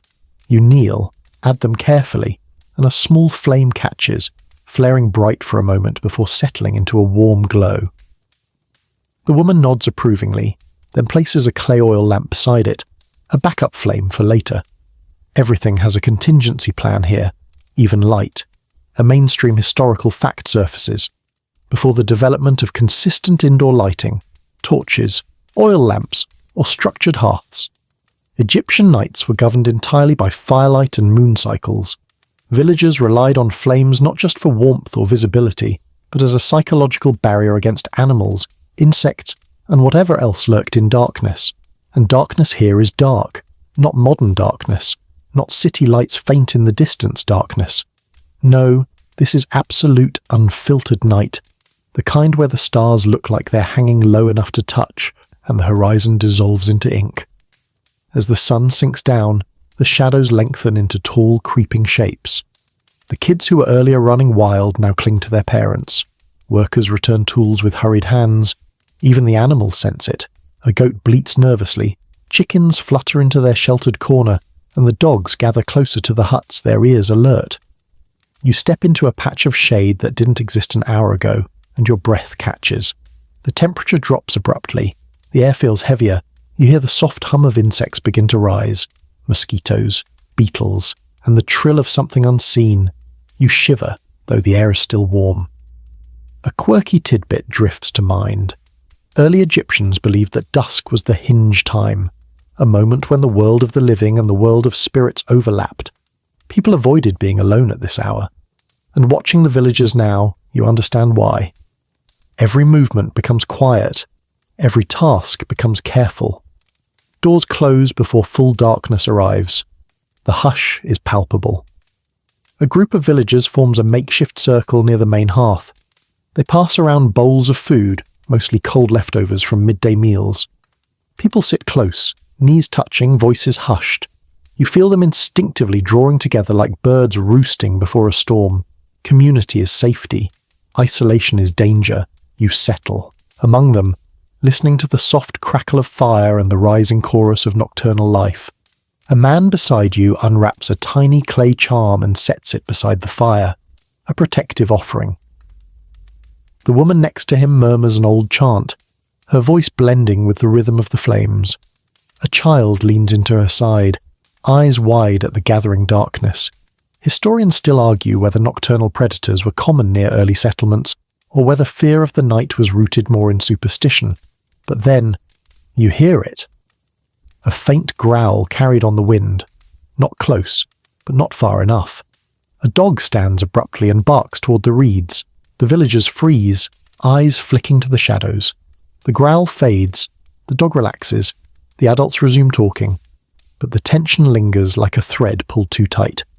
Someone lights an additional oil lamp and places it at the edge of the circle. Its warm light expands the boundary of safety, pushing back just a little of the unknown. The darkness deepens. The sky is now velvet black, scattered with brilliant stars. You tilt your head and stare. Without modern lights, the heavens are overwhelming, vast, bright, endless. A streak flashes across the sky, a meteor. A few villagers gasp. One makes a protective gesture over his chest. Another whispers something you can't understand. But you feel the awe ripple through the group. A baby cries softly. The mother rocks him gently, humming a simple melody that feels older than words. The sound weaves through the quiet night, comforting even to you. A young girl tugs your sleeve and points upward. Her eyes shimmer in the firelight. She whispers a phrase that the elder beside you translates with a smile. The sky is watching. You're not sure if that's comforting or terrifying, possibly both. The fire crackles louder as a man adds a heavier log. Sparks dance upward, swirling briefly before vanishing into the dark. You watch the embers drift skyward, imagining them joining the stars. Then you hear it. Distant footsteps, soft, slow, rustling through the grass. Everyone turns toward the sound, a moment of pure stillness. Then a wild donkey stumbles into the edge of the firelight, snorting nervously. The villagers exhale in unison, laughing quietly in relief. The donkey glances around, confused, then trots off with a huff like he's offended you were scared of him. The mood lightens. People resume murmuring. Children giggle. Someone passes a small bowl of water your way. You drink it gratefully. Night in early Egypt isn't just darkness. It's a negotiation. Between fear and familiarity. Between danger and ritual. Between the isolation of shadow and the comfort of community. As you sit with these villagers, faces glowing red in the fire's warmth, you begin to understand. The night tests you. The night humbles you. The night reminds you that humans are small, fragile creatures in a world that keeps moving, even after daylight retreats. And you, wrapped in your scratchy tunic and clinging to the fire's warmth, feel that truth settle deep in your bones. You wouldn't survive this night alone. No one here expects you to. Because in this world, darkness isn't conquered, it's endured, together. Morning comes early, far earlier than you would prefer. The sky is still a dull grey blue when the first villagers begin moving, stretching, yawning and rubbing sleep from their eyes. You rise slowly, your joints stiff from sleeping on a woven mat that has all the softness of a lightly padded brick.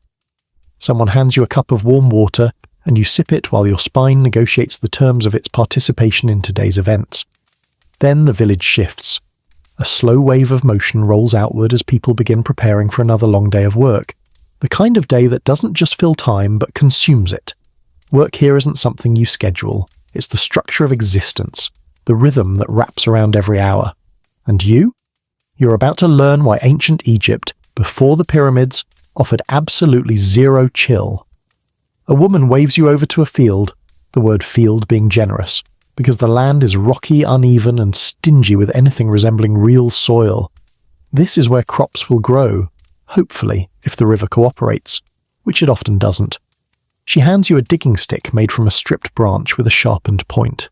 You grip it, give the ground a respectable poke, and instantly bounce off the packed dirt like you've just jabbed a stone slab. The woman chuckles softly, takes the stick back, and shows you how it's done. She stomps her heel on the stick, uses her body weight, and pries up a chunk of earth with a strength that makes you reconsider every gym session you've ever bragged about. When she hands it back, you try again, and immediately feel sweat gather at your temples. A mainstream historical fact surfaces. Before advanced irrigation systems and ploughs, early Egyptian agriculture relied on basic hand tools, digging sticks, hoes made from bent wood, and baskets for carrying soil. Workdays lasted from sunrise to sunset, and because the Nile's behaviour varied wildly, people had to constantly repair fields, re-dig irrigation channels, and replant crops when floods destroyed them. This wasn't farming. This was combat with the landscape. As you scrape another stubborn patch of soil, a group of men pass by carrying long curved sticks and bundles of reeds. They're heading toward the riverbank to reinforce their canal, again because last night's wind dislodged part of the embankment. They slog down the path, muttering in deep mourning voices, each step practiced and heavy. Kids aren't exempt from this rhythm either. A pair of young boys gather bundles of sticks for fuel. They drag them awkwardly, tripping occasionally. An older sister follows behind, making sure none of the sticks mysteriously fall out of the pile on the walk home. Her patience is thin.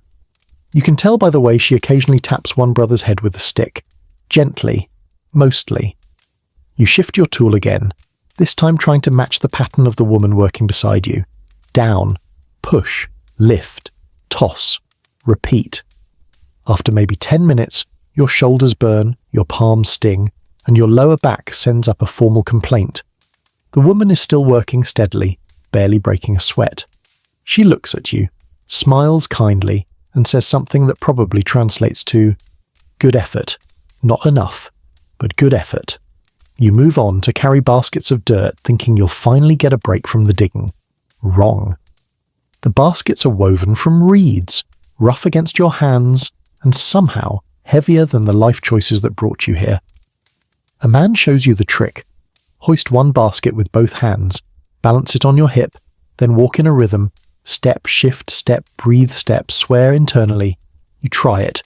Your arms tremble, your legs wobble, the basket tilts forward, dirt spills in a sad arc across your feet. A man behind you laughs, picks up the basket with one hand, and carries it off like it weighs nothing more than a bag of marshmallows. Except you know marshmallows won't exist for another few thousand years, so you simply stand there and take the L. A quirky tidbit flickers into memory. Some early Nile communities used foot ploughs, tools you essentially stomped into the earth to break up clumps. They look simple, just a long stick with a sharp end, but using them requires balance, rhythm, and the emotional stability to repeatedly kick the ground while it fights back. Farther down the field, you see one in action. A man plants the tool, stomps the crossbar with his heel, and slices into the earth with smooth efficiency. You try copying the motion. Your foot slips. The stick jumps. You nearly fall. The man steadies you with one hand, gives you a sympathetic look, and resumes his work. His expression says, "Maybe consider pottery." Behind you, several women are pulling up weeds around small patches of barley. Their hands move fast, plucking and tossing with practiced muscle memory. They chat quietly as they work. You overhear laughter, even jokes. Somehow, they found a way to make this endless labour feel like community. You're briefly distracted by a loud bleat. A goat has escaped its tether and is sprinting joyfully across the field, chewing on whatever plant it passes like a four-legged lawnmower. Two young men chase it, shouting, slipping, tripping, and failing spectacularly. The goat, fully aware it is winning, prances away with the arrogance of a creature who knows it can't be held accountable. Historians still argue whether early Egyptian labour was divided cleanly by gender or whether roles shifted seasonally. Watching the village now, you see a fluid blend. Men digging canals while women weave baskets. children hauling water while elders shape clay pots, everyone rotating through roles as needed. Survival doesn't care about categories. Survival just needs bodies willing to work. As the sun rises higher, the heat tightens around the village like a noose. Sweat runs down your spine. Your tongue sticks to the roof of your mouth. A young girl offers you a small jug of water.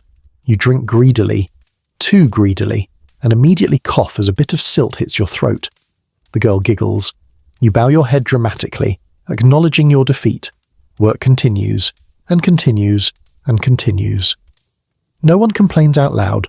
Complaints waste breath, and breath is precious. By midday, your hands throb, your back aches, your legs feel heavy, and you've developed a blister the size of a grape on your palm. Meanwhile, the villagers move with steady determination. Their motions aren't rushed or frantic, they're simply endless, persistent, like waves on the shore, like the Nile itself.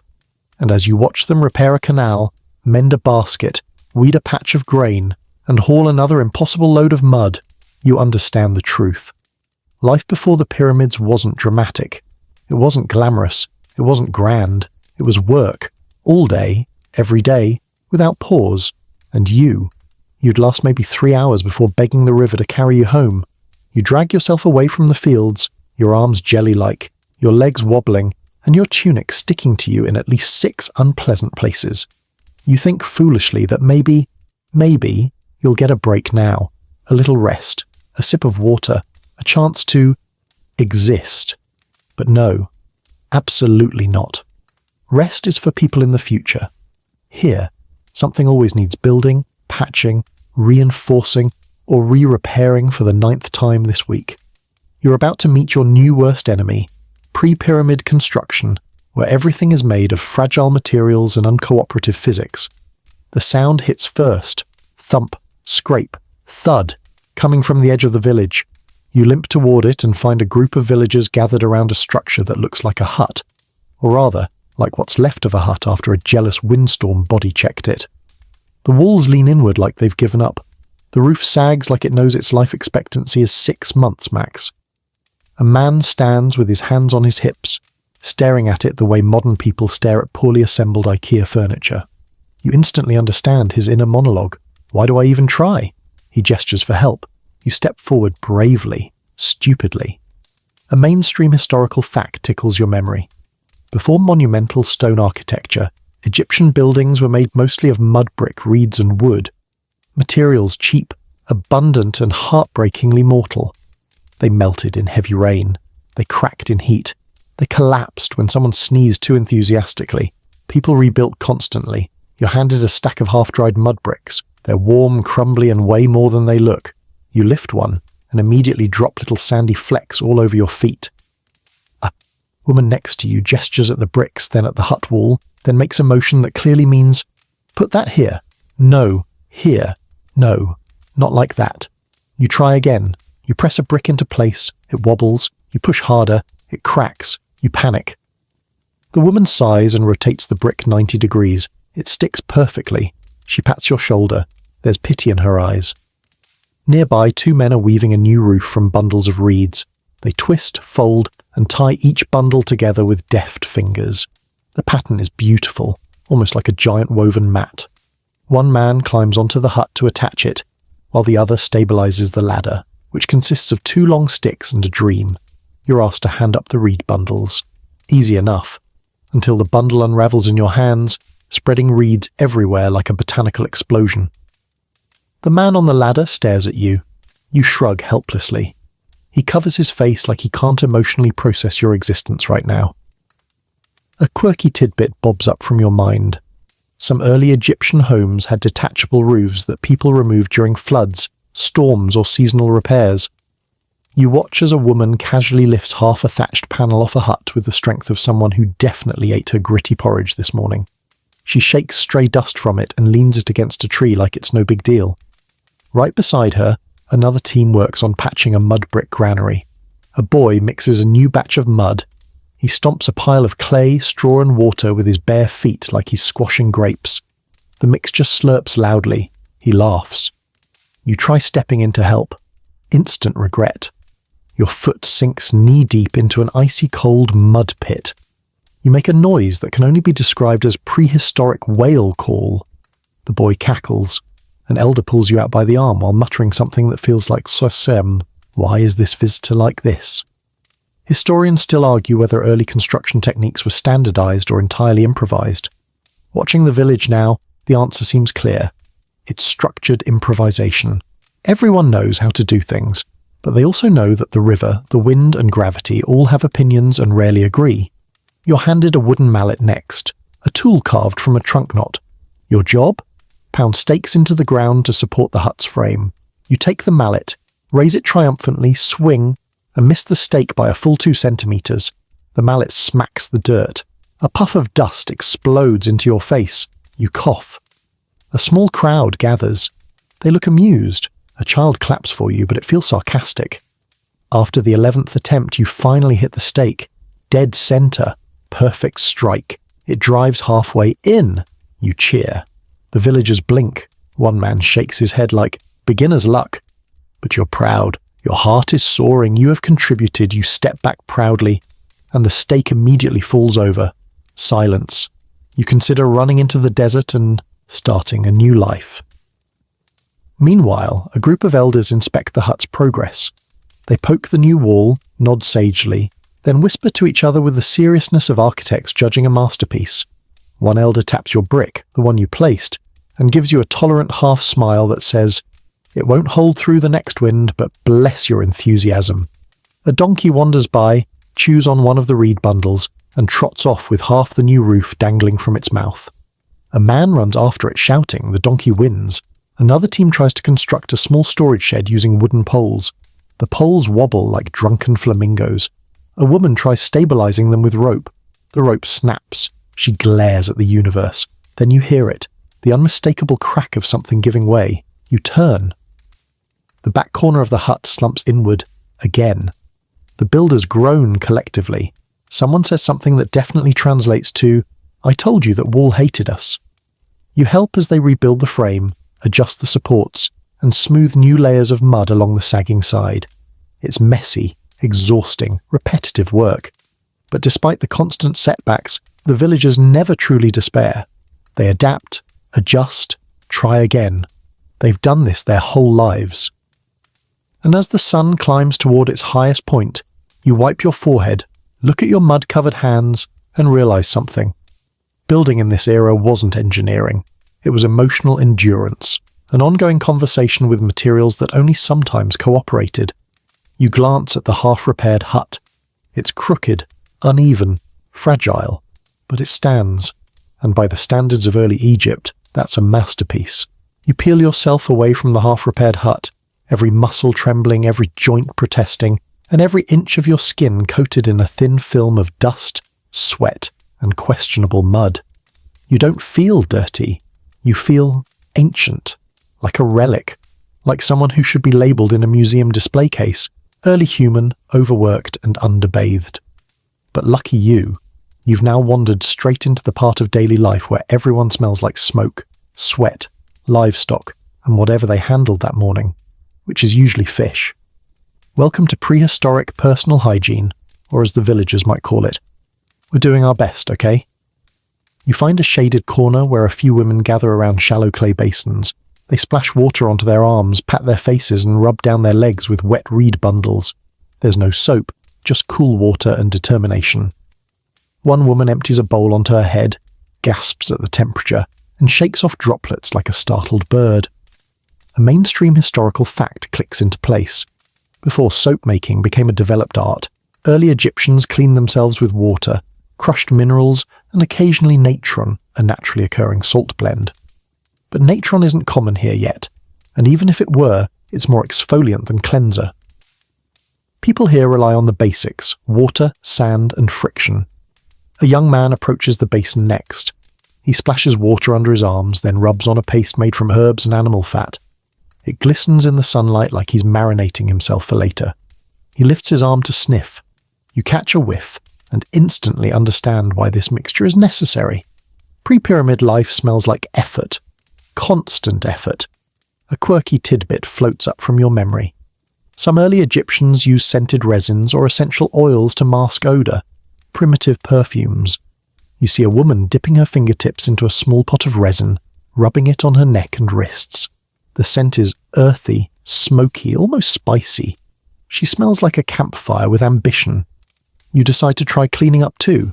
You kneel by a basin, scoop water and splash your face. Relief washes over you. Brief, glorious relief. Until the water drips down your tunic and turns the dust into mud paste again. The woman beside you laughs gently and hands you a reed cloth. You wipe your face, realizing you now smell like reeds, sweat, river algae and perseverance. A child nearby scrubs her arms with sand, using it like an exfoliant. She giggles at the gritty texture. You try it. You regret it. The sand scratches your skin like it has a personal vendetta. The child beams proudly, clearly amused by your suffering. Farther down the village path, smoke drifts from a small pit where someone burns dried herbs.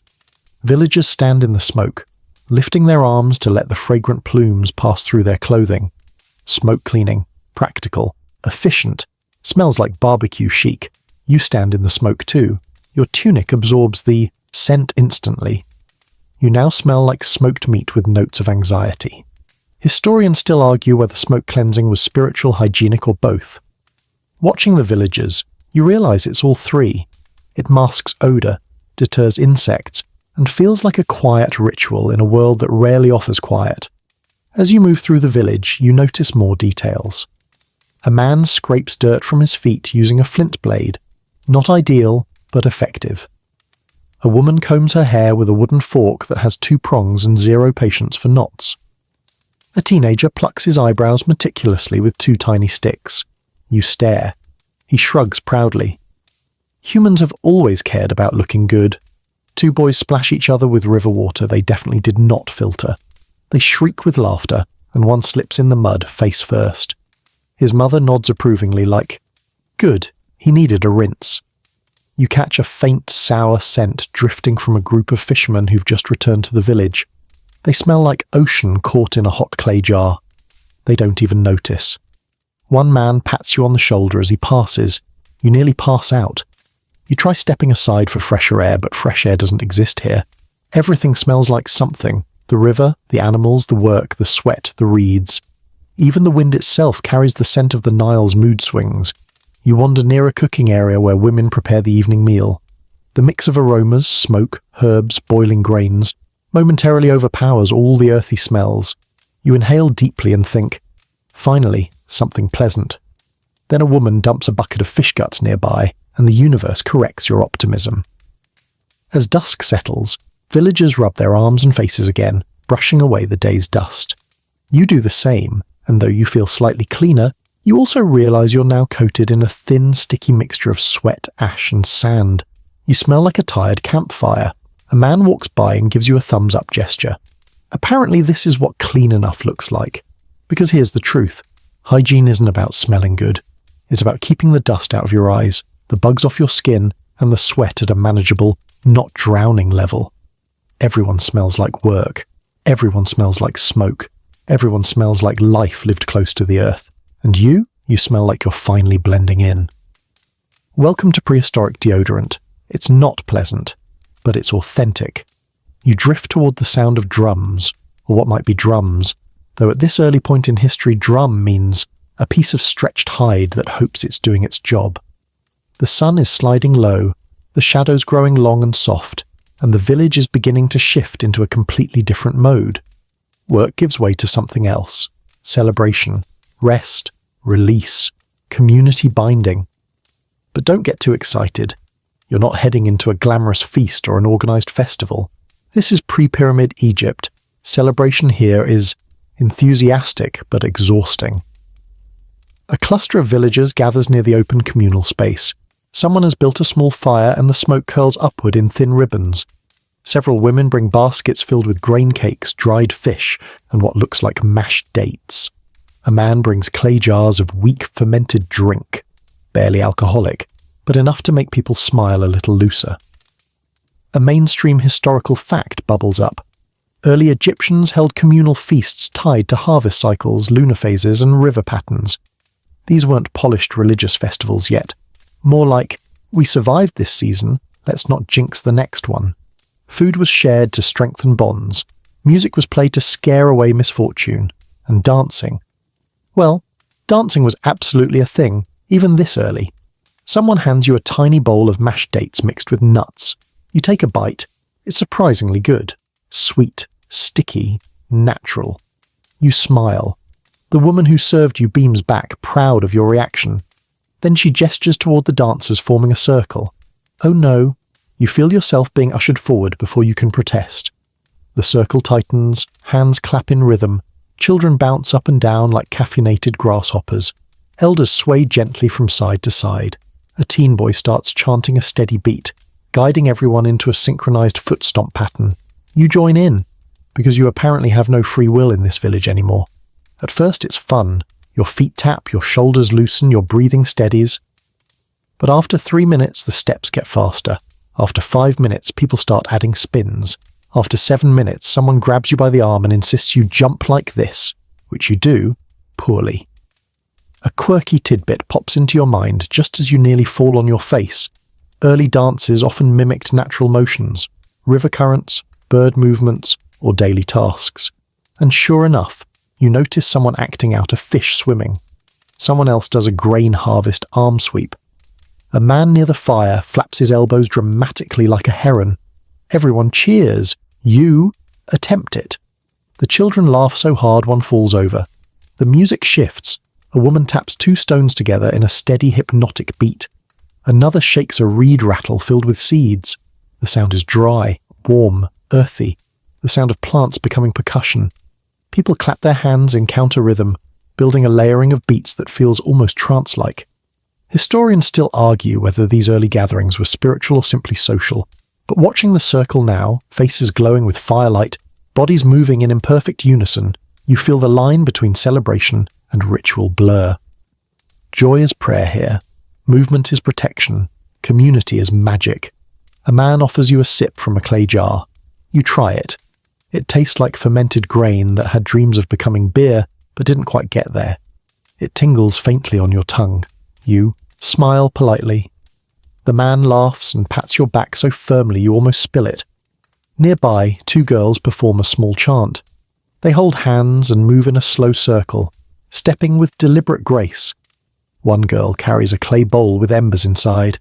The other blows gently, sending sparks drifting upward like tiny fireflies. It looks ceremonial, and possibly dangerous, but nobody seems concerned. A woman places a ring of woven grasses around your neck. You assume this is a symbol of welcome. Then she fixes your posture by grabbing your shoulders and physically adjusting you like a misaligned statue. Straight, her gesture says. Tall. You obey immediately. Suddenly the chanting shifts. The tempo changes. Someone beats the drum hide louder. People begin stomping to a more urgent rhythm. The celebration transitions into its high-energy phase, the kind villagers seem to save for when they're truly feeling the communal spirit. You try keeping up. That was your first mistake. Feet stomp in a blur. The ground shakes. Dust rises around the dancers like smoky mist. People laugh, shout, sing, clap, spin. A toddler zooms into the center of the circle, wiggles triumphantly, then zooms back out. An elder does a surprisingly agile hop-step combo that makes the crowd cheer wildly. You manage 2 enthusiastic hops before your ankle reminds you that you're not built for this terrain. You steady yourself and smile through the pain like the professional guest you are. Someone hands you a long reed stick decorated with feathers. Before you can ask what's happening, the dancers thrust their sticks into the air and howl triumphantly. You copy them. Your stick bends sadly. A child pats it sympathetically. After what feels like 20 minutes but is probably only 5, the energy shifts again. People slow down. The circle widens. Movement softens. It becomes gentler, more reflective. Elders hum low melodies. Adults sway lightly. Children curl up or sit cross-legged, mesmerized. A woman begins singing. Her voice is low, warm and steady. The melody is ancient, older than writing, older than the gods still waiting to be born. It carries stories of the river, storms survived, ancestors remembered, seasons returning. Others join in, harmonizing or echoing phrases. The sound wraps around the group like a shared blanket. You sit in the dust, listening, heart slowing, breathing steady. The fire crackles, crickets chirp, voices blend, air cools. Historians still debate exactly how music developed in early Egyptian communities, whether it emerged first in rituals, in work rhythms, or in celebrations like this. But in this moment, the origin seems obvious. Music exists because people need it, to bond, to soothe, to endure, to remember. The singing fades slowly, replaced by quiet murmurs and soft laughter. People share bites of leftover food. Children fall asleep on their mother's laps. A dog curls next to a basket. Someone gently hands you another date, cake, because celebration always ends with eating. You sit quietly, not wanting to disturb the peace, and that's when it hits you. These festivals aren't wild parties. They're the glue, the medicine, the emotional reset button that lets people wake up tomorrow and face another endless day. Community is survival here. Joy is survival. Tradition is survival. And though you're exhausted, sore, dusty, and thoroughly mocked by children, you feel a strange warmth inside. Because tonight, you're part of it too. Morning arrives again, too soon, too bright, and without your consent. Your entire body aches from yesterday's festivities, and your legs feel like you danced with both enthusiasm and medical consequences. But there's no mercy in pre-pyramid Egypt. Not from the heat, not from the work, and definitely not from the relentless reality of travel. Because today, you learn the hard truth. In this era, moving from one place to another is less journey and more trial by landscape. A man waves you over with the casual friendliness of someone about to ruin your day. He carries a long walking stick, a water skin, and a bundle of goods strapped to his back.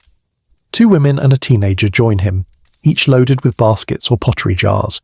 They're preparing to travel to a nearby settlement upriver to exchange goods. Nearby, meaning a multi-hour walk in hostile terrain. You join them because apparently you've forgotten what comfort feels like. The group sets off along a narrow footpath, really just a long indentation in the ground where countless feet have trampled the same route. The soil is dry, cracked, uneven. Reeds crowd the edges of the path, brushing your legs like needy cats demanding tribute. The sun isn't fully risen yet, but the air already pulses with heat. The trip hasn't even started and you're sweating. A mainstream historical fact surfaces. Early Egyptians travelled primarily by foot along the Nile's banks. Boats existed, small papyrus vessels, simple and light, but those were usually for fishing or short-distance river crossings. Overland travel meant walking, carrying everything on your back, and hoping the terrain didn't betray you. You walk, and walk, and walk. Within 20 minutes, your shoulders ache from carrying even the small basket they gave you, so you feel included. The villagers carry 3 times the weight without blinking. The teenager leading the way hums idly, completely unbothered. You hate him a little. The path veers into a patch of uneven ground where roots, stones, and dips lurk like booby traps. You stumble twice. The second time, the woman behind you catches your elbow and steadies you. She smiles kindly. You consider throwing yourself into the river out of pure embarrassment. A quirky tidbit drifts up. Early travellers often left simple symbols or markers along paths, piles of stones, carved reeds, scratches on tree bark, to help find routes again. You spot one. Now, a stack of 3 stones placed intentionally beside a fork. The teenager taps it with his walking stick, points left, and continues.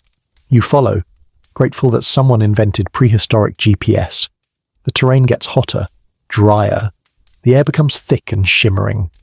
The sun rises fully now, turning the path into a warm conveyor belt of regret. You try drinking from the water skin, but quickly learn that ancient water tastes like warm mineral soup. You sip anyway.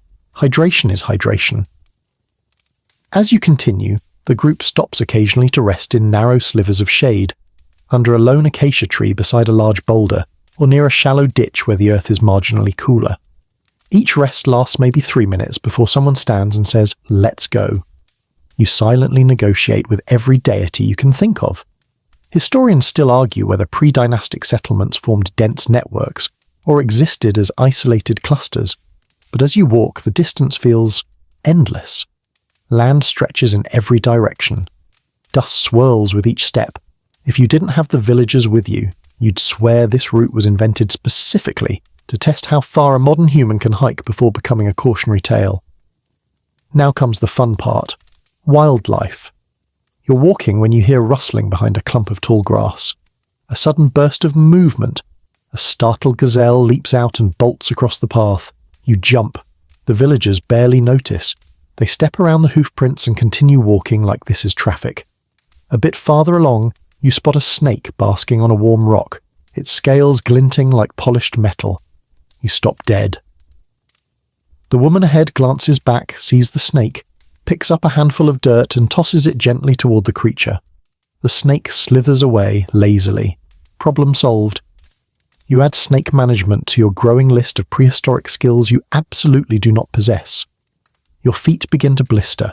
You can feel every pebble through your sandals. The path slopes upward, then downward, then sideways, as if designed by someone who hated angles. The villagers remain steady and calm. You, however, resemble a malfunctioning puppet being dragged by invisible strings. Then, just when you think you might collapse, you see it. Another cluster of huts in the distance. The villagers smile. You muster a weak yay. The settlement is still far away, but seeing it sparks hope, or at least something like delayed despair. As you approach the new village, a few people wave politely. Everyone exchanges greetings, offers water, helps unload baskets. Trade begins almost immediately. Fish for grain, pots for rope, beads for herbs. You sit on a stump panting like someone who has just outrun a decidingly unimpressed gazelle. While the villagers negotiate, you take in your surroundings. More huts, more smoke, more people with dust-covered skin and practical hair. It's familiar, but each settlement has its quirks, different weaving, styles, different pottery shapes, different animals wandering around looking for trouble. The teenager hands you a piece of flatbread. It's dry, crumbly, and tastes like the idea of wheat. You devour it anyway. Historians still debate whether these travel exchanges were formalized or spontaneous, but watching this scene you realize trade isn't a special event, it's necessity. Survival relies on relationships between far-flung communities. After an hour of friendly bartering, the group gathers again. They're ready to head home. Your soul leaves your body. The man beside you laughs and nudges your shoulder. Half the journey, his gesture says. You stand, you whimper. You start walking. On the way back, your legs feel like they're filled with wet clay. Your shoulders slump. Every step is a negotiation between your willpower and gravity. The sun blazes. The ground burns. You curse every grain of sand individually. The villagers? Still steady. Still humming. Still chatting casually about something that might be fishing or might be gossip. By the time you return to your own village, your entire existence is pain and dust. But something else hits you too, a new understanding. Travel wasn't adventure. It wasn't leisure. It wasn't exploration. Travel was obligation, trade, survival, duty, and every journey cost real energy, real time, and real risk. You collapse beside a hut and see the villagers unpacking their goods calmly, already transitioning into their next chores. You've melted. You wake the next morning with a sound you now recognize instantly. Not birdsong, not chatter, just a low, rumbling groan rising through the earth itself. At first you think it's your spine protesting yesterday's travel. But no, the villagers react. Heads snap up, hands freeze mid-task. A woman drops her basket. A man rushes to check the riverbank. Something's wrong.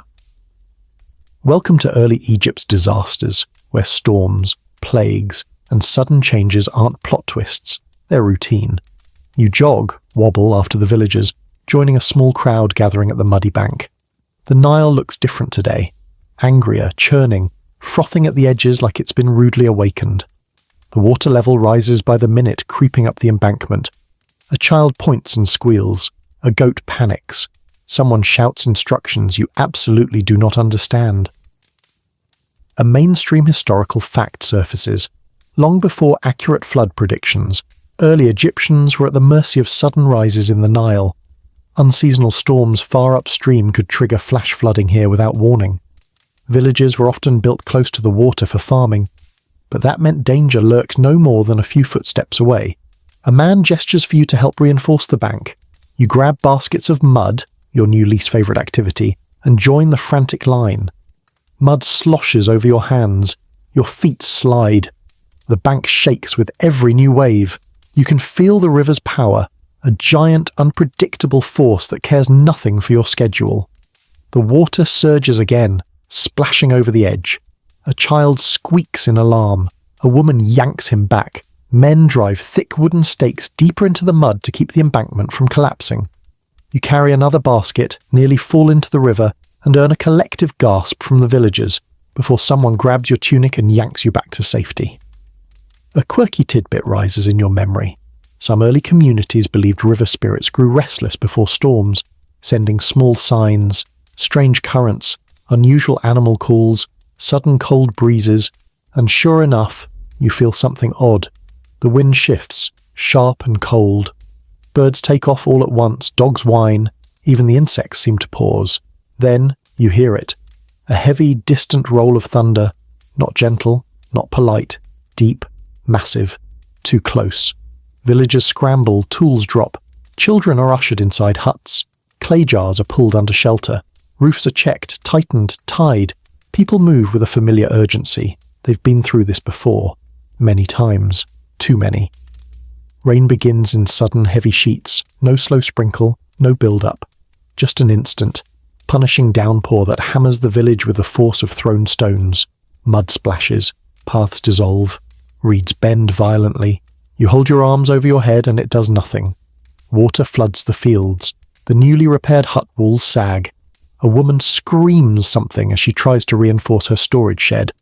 A group of men rush to help her, pushing clay pots inside before they get swept away. Historians still argue whether early storms in this region were more severe due to shifting climate patterns or simply felt more catastrophic because structures were fragile. Standing here, soaked to the marrow, watching a hut collapse in slow motion, you suspect both are true. Lightning cracks across the sky, splitting the clouds. The thunder that follows shakes the ground. Your bones vibrate. A child cries. His father pulls him close, murmuring softly, covering his ears with steady protective hands. You grab the nearest support beam and help brace a roof section. Your feet sink ankle deep in mud. Water runs down your face and into your eyes, blinding you. Someone shouts your name, or more accurately, whatever nickname they have assigned you. Flailing dust creature, probably. The storm intensifies, and then, just as suddenly as it arrived, it begins to ease. The rain lightens, the wind softens, the river's fury calms. The storm leaves behind damage, but the world doesn't end. It never does. People simply adapt. They always have. But there's no time to celebrate surviving the weather, because now you notice something else. Children rub their eyes and sniffle. A woman coughs. A deep, rattling cough. A man collapses to one knee, clutching his stomach. People exchange worried glances. A sickness has arrived. A travelling trader, perhaps. Contaminated water. The sudden flood. Bad timing, bad luck, or both. Illness spreads quickly in tight quarters, especially when the village has just been drenched in bacteria-rich mud. A woman brings out a bowl of crushed herbs. Another starts boiling water over the fire. People gather in small, anxious circles. The coughing spreads. A man shakes with fever. A child lies limp in her mother's lap. You feel your throat tighten with dread, not from illness, but from the sheer helplessness in the air. A quirky detail resurfaces. Early Egyptians believed plagues came from bad winds, warm gusts that carried corruption. People burned herbs, blocked doorways, and carried amulets. Smoke drifts through the air now, thick with rosemary-like scents. You help however you can, holding a water jar, fetching cloths, supporting a sick villager as he lies down. The healer moves between people with steady hands and calm eyes, applying poultices, chanting softly, and checking foreheads with practiced touch. Historians still argue whether these early illnesses were mild seasonal infections or small-scale epidemics. Watching villagers breathe shallowly through the aftermath of a storm, you realize it doesn't matter what label future scholars give it. For these people, right now, it's real, it's frightening, it's life or death. As the worst of the chaos settles, a heavy quiet falls over the village. The storm is gone, but the damage remains. Soaked huts, ruined baskets, flooded fields, and several villagers lying weak beside makeshift beds. You sit in the mud, soaked, filthy, and exhausted. A woman hands you a cloth to dry your face. You nod gratefully. She pats your shoulder with weary kindness. And you finally understand something profound. Life here isn't defined by one hardship. It's defined by all of them happening at once. Storms, floods, illness, uncertainty, nature's surprise attacks. Every day is a negotiation with forces far bigger than you. And you? You wouldn't last 24 hours on your own. Not here, not now, not before the pyramids. The storm's aftermath lingers in the village like a heavy wet blanket. The smell of damp earth, soaked reeds, and smouldering fire pits clings to everything. Puddles reflect broken pieces of the sky. Huts sag at odd angles, the fields look bruised. People move slowly, not defeated but drained. Every step feels like it sinks into yesterday's disaster, and yet, everyone is already working again. Someone tosses you a bundle of reeds. Another gestures toward a collapsed roof. A pair of children collect fallen pottery shards. Life here doesn't pause. It limps forward, gritting its teeth and holding itself together with mud, muscle, and stubbornness. You join in, still aching from days of labour. Your hands are blistered. Your legs feel carved from old rope. Your clothes are stiff with dried mud. You smell like a swamp creature who lost a wrestling match. But you lift the reeds anyway, because the villagers don't ask if you'll help, only where you want to start. A woman kneels beside a cracked wall, patting fresh mud into the gaps. She nods for you to pass her more clay. You do. She works quietly, smoothing the mixture with the calm of someone who's done this hundreds of times. Then she smiles softly, the kind of smile that says, "This is just another day." A mainstream historical fact hums in your mind. Before centralized rule, before organized labor crews, every villager was responsible for rebuilding their own world after every disaster. No overseers, no officials, no teams of workers, just family, neighbors, and whoever still had the energy to lend a hand. The idea of rest wasn't a concept. You rested until something broke, and something always broke. You walk farther into the village and see a man salvaging a basket destroyed by rain. He pulls reeds apart, tests their strength, and mutters to himself. The basket is warped, but he refuses to give up on it. You hand him a few fresh reeds. He gives you a grateful nod, then immediately resumes lecturing the ruined basket like it personally betrayed him. A quirky tidbit pops up. Early Egyptians often mixed ash into mud to make repairs more water-resistant.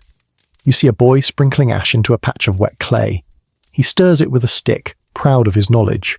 You give him a thumbs up. He beams like he's just invented the wheel. The river, calmer now, laps against the bank with deceptive gentleness. You walk closer and notice the embankment is cracked from the flood. Two men work silently, pressing mud into the fissures. They move in perfect rhythm, press, pack, smooth, like the river has trained them personally. One of them gestures for your help. You sink your hands into the cold mud.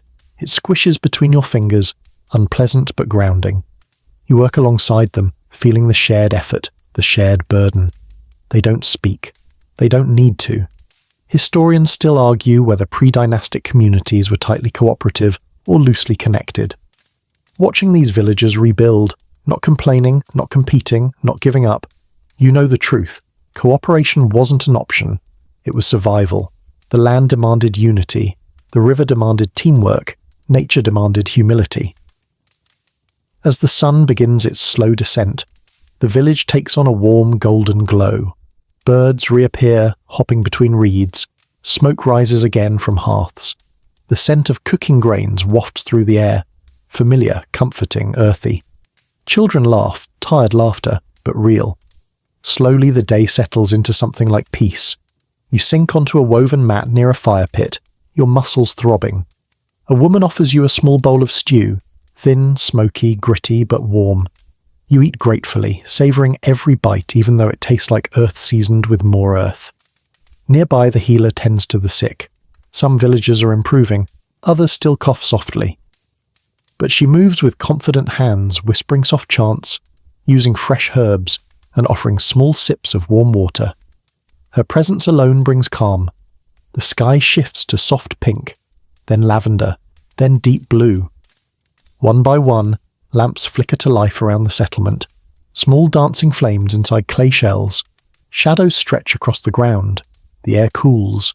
The last streaks of the storm fade into memory.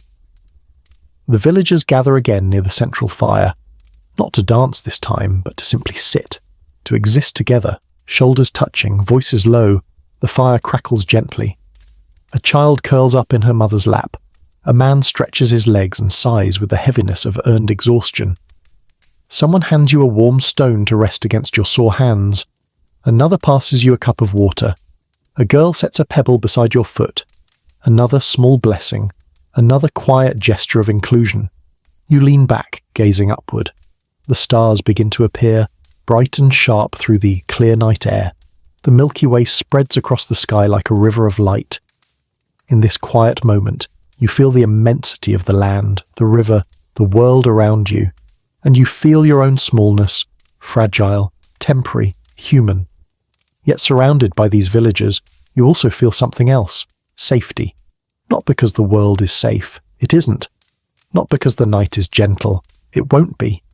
But because these people endure together, they face storms, sickness, heat, darkness and hunger side by side, and tonight they've let you sit among them, dusty, exhausted, aching, but accepted. Someone begins humming a slow, soft melody. Others join quietly, no drums, no dancing, just a lullaby for the village, a promise that tomorrow will come and they will meet it with whatever strength they have left. You close your eyes, you breathe deeply, you let the warmth, the sounds, the togetherness wash over you, and you finally understand. You wouldn't enjoy life in Egypt before the pyramids. You wouldn't survive the heat, the labour, the danger, or the unpredictability. But for tonight, wrapped in firelight, surrounded by weary smiles, and listening to ancient voices drift into the dark, you feel, just for a heartbeat, a little less like an outsider, and a little more like you belong. And now, as the night deepens and the fire burns low, let everything slow down around you. Let the sounds of the village soften. Children settling into sleep, the last rustle of reeds swaying in the breeze, the quiet hum of insects drifting like tiny lanterns through the dark. Everything moves gently now, like the whole world is taking a long, slow breath. The villagers sit in a loose circle, shoulders brushing, legs stretched out toward the warmth. Their faces are calm, softened by the glow of the flames. No one speaks much anymore. They don't need to. The work is done, the dangers have passed for now, and the rhythm of the night has settled into something steady and safe. Even the river, so wild earlier, murmurs quietly now as if whispering goodnight. You let yourself ease further into the mat beneath you, feeling your body grow heavier in the nicest possible way. Your hands relax, your shoulders loosen, your breathing settles into a slow, even sway that matches the crackling of the fire. The air is cool and gentle, brushing softly against your skin like a comforting hand. Somewhere nearby, an elder begins humming a soft lullaby, not for ceremony, not for show, but simply because night invites it. The tune drifts around you, carried by the warm air, circling the group like a protective charm. You feel it settle in your chest, soft and grounding. The stars above gleam brighter now, each one a tiny pinprick of quiet light, far removed from the hardships of the day. You focus on their stillness, their patience, their silence. And slowly your mind drifts toward that same quiet place. You're safe, you're warm, you're tired in the best, gentlest way. Let your eyes grow heavy, let the night cradle you. Let the ancient world fade softly into dreams.